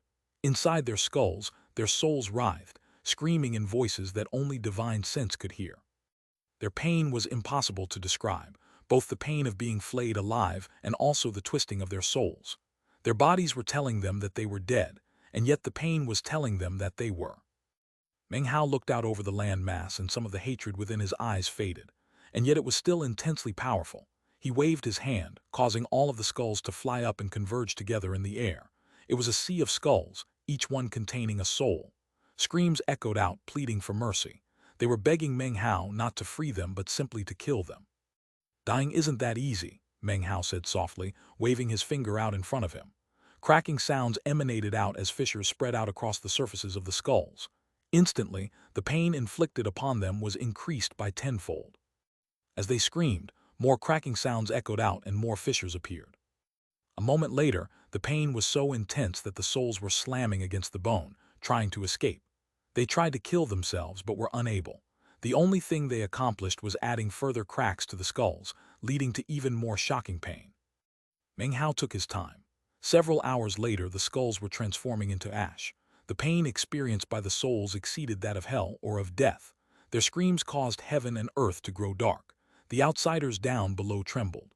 Some were so shaken that they collapsed mentally, and yet, because dying was not permitted, they remained alive. However, the fate of the souls was not complete. After their torment, they didn't fade away. Meng Hao waved his sleeve, sending them into the sea of flames up above to endure eternal torment. Having accomplished these things, the hatred within Meng Hao's eyes had faded a bit. He reached down and pushed onto the surface of the land mass, and the 14th heaven shattered. Rubble rained down onto the 13th heaven, which shook violently. The screams of the outsiders echoed out as mountains were destroyed and rivers choked up. Meng Hao hovered in midair, looking down coldly at the terrified outsiders below. Some of them flew up into the air, and just as he was about to wave his finger, a bellow echoed out from the 13th heaven, a bellow filled with both rage and supplication. Meng Hao, an outsider, flew out who looked like an old man, an 8 essences paragon. He looked up at Meng Hao, clasped hands and bowed. "Meng Hao, it is right and proper for you to come to the 33 heavens to seek revenge. Considering what we did, it is fitting that you to wish to exterminate us. But why must you torment everyone? Just kill us." Not everyone here participated in the destruction of the mountain and sea realm. There are innocents here, people who never fought in any war. I beg of you, torment us, but spare them. Trembling, the man dropped to his knees and kowtowed. The other outsiders fell silent. Some, in their bitterness, dropped to their knees. The sight of such supplication caused the cultivators from the vast expanse school to sigh. Meng Hao looked quietly at the old man. He closed his eyes for a moment, and when they opened, his expression flickered, and he looked down at the land below. As he did, his eyes were suddenly shot with blood. To the terror of the outsiders, he took a step forward, appearing a moment later within a vast plain. After the outsider paragon realized where Meng Hao was standing, he shivered and suddenly looked very nervous. As he stood there, Meng Hao waved his hand, and the lands around him began to quake and crumble. A huge crater opened up, revealing a huge basin. Apparently, the reason it was now a vast plain was because countless skeletons had been buried there. Those skeletons even contained the remains of children. Bite marks could be seen on the bones, bearing witness to the unimaginable torment they had undergone prior to death. These bones weren't outsiders, they were people of the mountain and sea realm. Back when the mountain and sea realm had been destroyed, not everyone made it onto the mountain and sea butterfly. Many had been captured by the outsiders of the 33 heavens. Cultivators and mortals alike had become playthings to the outsiders, and even food. The 13th heaven actually served as a hub for such activity. These particular outsiders indulged in unique proclivities. Because of that, and because of the fact that they eventually gave rise to Paragon, it ensured that most of the mountain and sea realm cultivators ended up here, where they became nothing more than commodities to be traded between outsiders. Among the skeletons were some which had died as shortly as half of a 60-year cycle ago. Furthermore, according to Meng Hao's divine sense, there were no longer any living cultivators of the mountain and sea realm within the 33 heavens. Clearly, they had been slowly exterminated over the course of the past 2,000 years and buried here in a mass grave. It was a massive pit of corpses. There had been nothing like this among the land masses of the other heavens which had been recently destroyed. Meng Hao looked at the deep pit, and then the killing intent in his eyes grew even more intense. All of a sudden, he felt as if his previous methods had been too merciful. He turned, then extended his hand and pointed out at the land mass. No ripple spread out. Instead, he altered the natural laws, simultaneously sending divine sense into the minds of the outsiders of the 13th heaven. I will give you one chance. Those of you who never killed any cultivators of the mountain and sea realm may experience a quick death. In addition, your soul will not be cast into the sea of flames. Your fate will be determined by your own memories. As the words left his mouth, heaven and earth trembled. The outsiders of the 13th heaven began to shake, and their eyes went blank as numerous images rose up in their minds, their own memories. They recalled everything which had occurred when the mountain and sea realm was destroyed, and after. Suddenly, all of the mountain and sea realm cultivators who they had killed in the past suddenly seemed to live again, and began to charge toward them with hatred and murderous intent. The outsiders wanted to fight back, but were stunned to find that they couldn't move. The cultivators they had killed in the past now pounced on them in their own memories. Miserable shrieks began to ring out from the mouths of the outsiders of the 13th heaven. All living beings in the 33 heavens were outsiders. However, their manner of giving birth was different than cultivators. The shortest pregnancy term among them was half of a 60-year cycle, and the longest was 100 years. As such, the outsiders born after the mountain and sea realm war, although they might not have actually participated in the fighting and had been referred to as innocents, had still participated in the sadistic murder of many mountain and sea cultivators. Meng Hao looked coldly at the outsiders as black smoke began to rise up off of their heads, the density of which indicated how many mountain and sea cultivators they had killed over the years. As he looked out over the landmass, he could not find a single outsider who had no black smoke rising up. Death cannot wipe out your crimes. With that, he waved his hand. The 13th heaven was completely shaken. Countless outsiders had black smoke emanating from their heads, which then swirled around them and bored into their eyes, ears, noses, and mouths. Their eyes went wide, shining with pain. Soon, they began to topple over to the ground as they were killed by the mountain and sea realm cultivators in their own memories. This was the same magical technique that Meng Hao had dealt with when fighting the will of all heaven in the form of Chen Fan. That, of course, was before he had reached transcendence. He had never faced anything like that before, and it affected him deeply.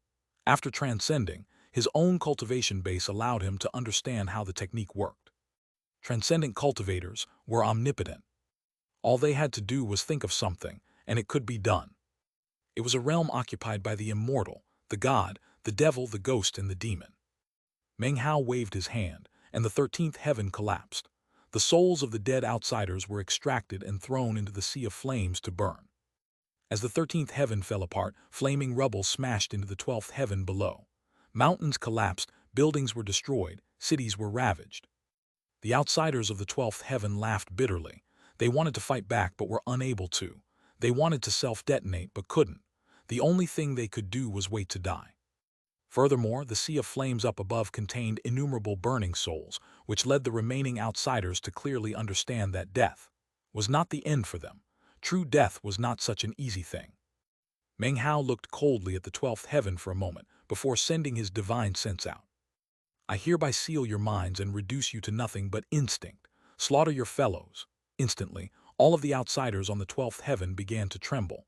Most of these particular outsiders had 2 heads with red eyes and grossly fat bodies that almost didn't resemble humans. As of this moment, their minds were suddenly taken over, erased. The energy of heaven and earth was Meng Hao's Deosaur's energy, and it was all-powerful. If I want you to have something, you will have it. If I don't want you to have something, you will not have it. Rumbling could be heard as the two-headed outsiders let out ferocious roars. Their minds were gone, leaving behind only animalistic instinct. Meng Hao's echoing voice had left them bereft of their nature, and without a second thought, they turned and began to viciously attack their fellow people. Of course, Meng Hao didn't completely remove their minds. They were still there, just unable to do anything other than watch. There was no way for them to interfere with their own instincts. Meng Hao hovered in midair, watching the slaughter.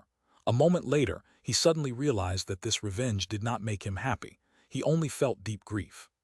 Within that grief, he couldn't help but ask himself if he was any different from the outsiders back when they were exacting their revenge. After some thought, he realized something. The slaughtering didn't make him happy. Although he was smiling, that smile contained profound sadness. He was being ruthless to be sure, but that ruthlessness came because of bitterness that came from thousands of years in the past. When one lives in a world of hatred, then either they die or their enemies die.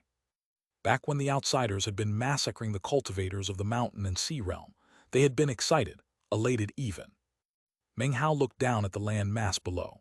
As the outsiders ripped each other to shreds like animals, their blood-curdling screams gradually began to fade away. Soon, everything was quiet. By this point, the bloody battle royale resulted in only a handful of outsiders remaining alive. Meng Hao waved his hand, causing countless souls to fly up into the sea of flames. Then, the 12th heaven's landmass was destroyed, causing rubble to rain down onto the 11th heaven. There the outsiders were trembling. They began to shout, eyes filled with hatred, fear, and entreaties. Meng Hao looked at them calmly for a moment, the red glow in his eyes growing more intense. Then he reached out with his right hand and made a pushing gesture. Instantly, the entire landmass began to quake and distort. Mountains twisted, the ground shifted, rivers evaporated. The entire 11th heaven began to change shape, as if it were being kneaded by giant hands. Soon, it no longer looked like a landmass. Instead, it resembled a giant clay pill furnace. The land mass became the pill furnace, and the outsiders became the medicinal ingredients. When the outsiders from the 10th heaven saw what was happening, they were overwhelmed by despair. Meng Hao looked at gargantuan pill furnace, then snapped his fingers. Rumbling sounds echoed out as it began to heat up, rapidly turning crimson from the intense heat. This was a pill-concocting magic in which the entire continent was used to refine all the outsiders into a gigantic medicinal pill of gore. The huge pill furnace trembled and screaming began to echo out. However, the sound soon faded away. In the end, nothing could be heard at all. Eventually, the pill furnace exploded and countless souls emerged, which shot into the sea of flames up above. At the same time, a medicinal pill appeared, fist-sized and the color of blood. Meng Hao looked at the pill, his expression placid. Only by looking closely would it be possible to see the exhaustion and grief in his eyes. After a moment, he flicked his sleeve, sending the medicinal pill flying toward the old lizard. "Take it," he said. The lizard gaped in shock. Then it eyed the pill for a moment before chomping it down. The lizard shivered and then visibly grew younger. Meng Hao looked down at the 10th heaven for a moment and the despairing outsiders there, before finally closing his eyes and taking a deep breath. He had come to a realization just now. Getting revenge alone is a bit selfish. I've been suffocating for thousands of years, but so have all the cultivators of the mountain and sea realm. Pressure like that can only be released by the blood of the outsiders. His eyes shone brightly as he waved his hand in the direction of the remaining heavens. I hereby decree that all outsiders from the other heavens will drop an entire cultivation realm. His words instantly changed the natural laws of the 1st through 10th heavens. In that instant, all outsiders trembled as their cultivation bases were thrown into chaos, and they dropped by an entire realm. 7 essences became Tao sovereigns. 6 essences dropped to 5 essences. 1 essence Tao realm experts reverted to the ancient realm. Not a single outsider escaped. This was not a ceiling. This was a true and utter loss, something unrecoverable. I hereby strip away all outsiders' divine sense. I hereby strip away all outsiders' power of flight. I hereby strip away all outsiders' regenerative powers. Each sentence echoed like heaven-rending, earth-crushing thunder. Natural laws were born and changed, and as soon as the words left his mouth, they became reality. Instantly, all remaining outsiders, cultivation bases dropped. Their divine sense was rendered useless, and they couldn't fly.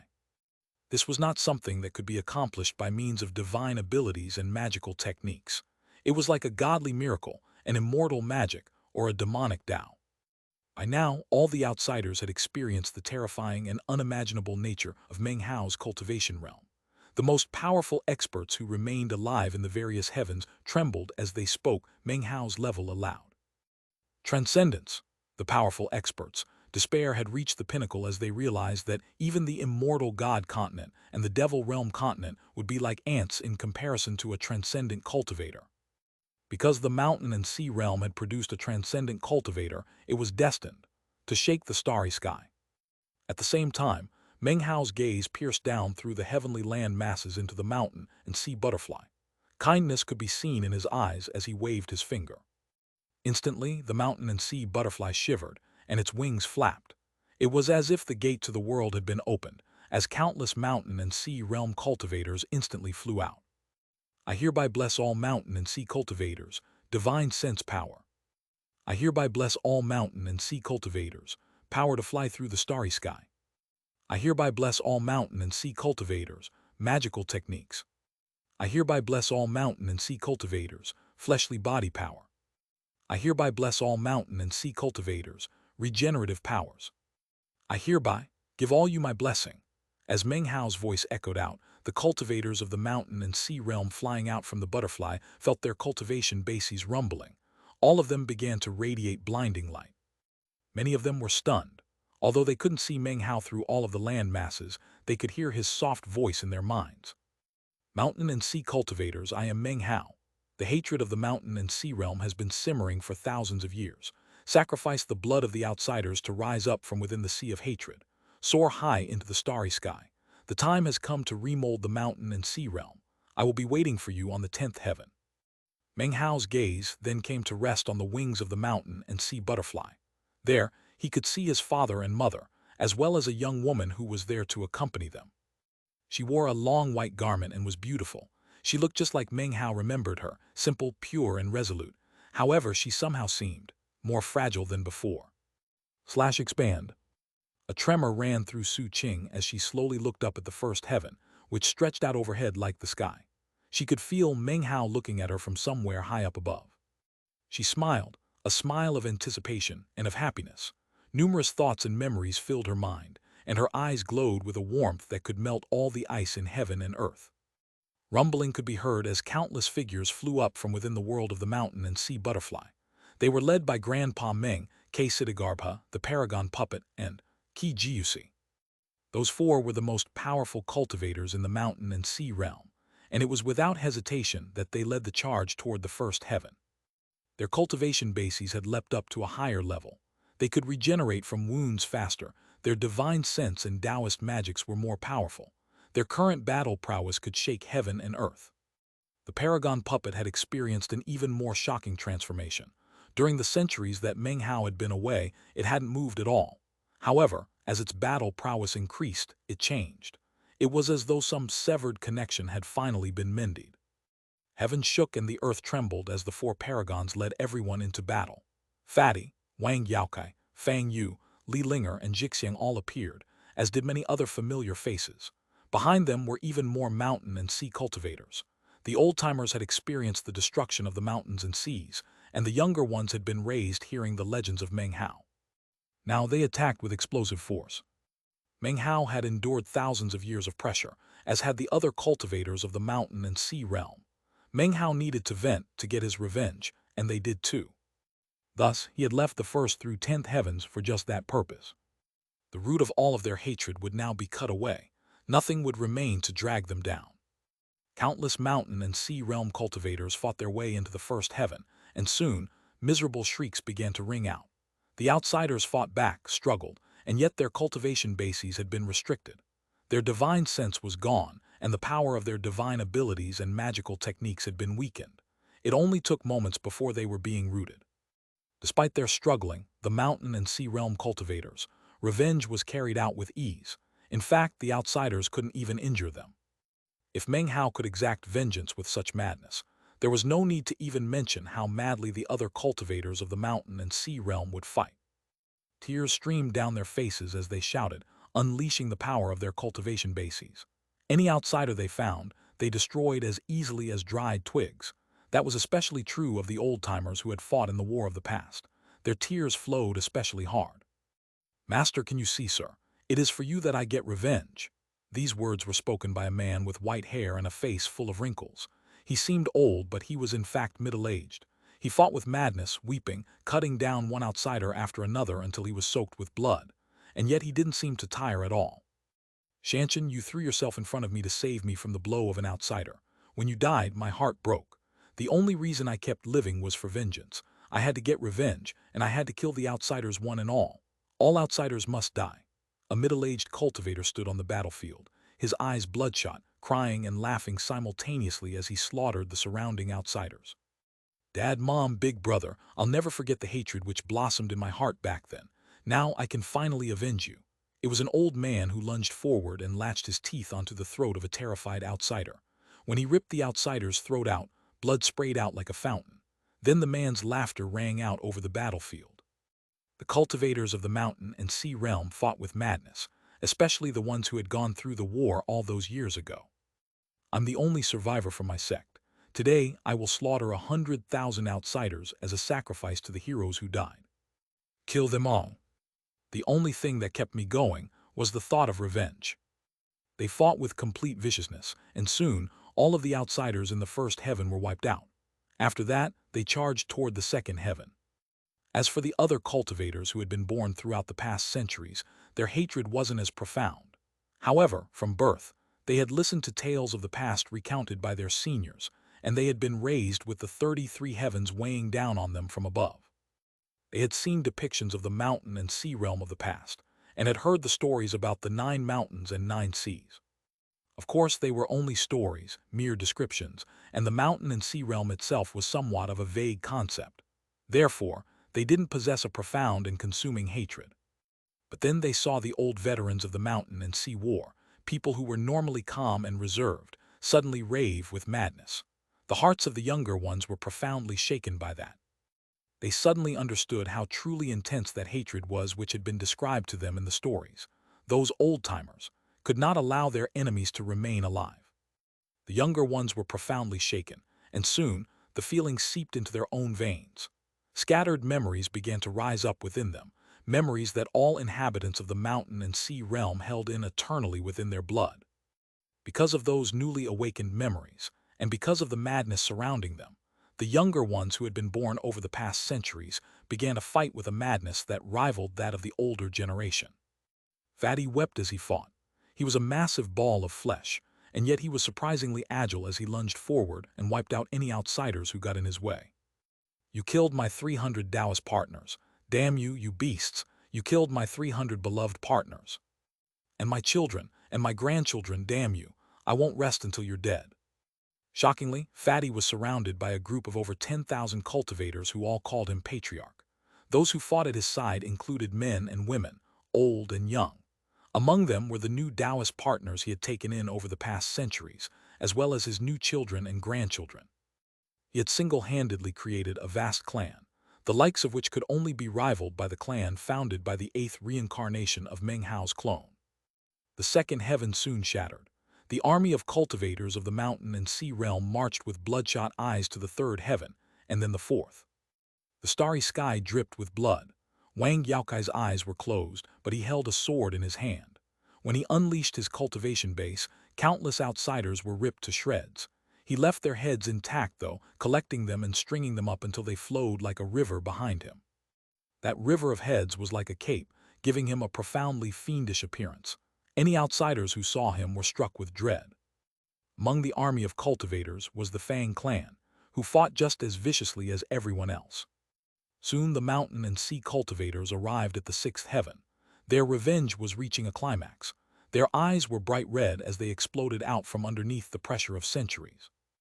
Li Linger wept as she fought, her teeth clenched as she thought about Paragon's sea dream. It didn't matter that she was a woman, she unleashed intense slaughter nonetheless. She wasn't beautiful like she had been when she was young. She was now an ancient old woman. And yet, she was willing to pay any price to continue the legacy of Paragon's sea dream. The sixth heaven fell and the battle moved on to the seventh heaven. Xianxia looked like a specter as she fought the outsiders. Years ago, she had called herself Demoness. Now, she was the sect leader of the Demon Immortal sect, which was one of the three great sects in the mountain and sea butterfly. And that was because Kijiusi had become a paragon and returned to join the Demon Immortal sect. As their revenge was carried out and the slaughter continued, most eye-catching of all was not the fighting between the four paragons of the mountains and seas and the paragons from the various heavens. Instead, it was a huge turtle. Countless cultivators flew off of the back of that turtle to fight viciously with the outsiders. The turtle head butted the seventh heaven, crushing it. Then he threw his head back and roared, charging toward the eighth heaven. Fudge, the patriarch's successor disciple, is back. Isn't the patriarch awesome? Hey, don't run, outsiders. Damn it, I have some good fortune for you. However, even as the huge turtle began to move in the direction of the eighth heaven, countless ripples surged out as that huge land mass transformed into a sea. As soon as the sea appeared, Meng Hao's gaze fell upon it. The Trader of the Mountains and Seas, the Ninth Sea. Chapter 1552, The Trader as Ninth Sea.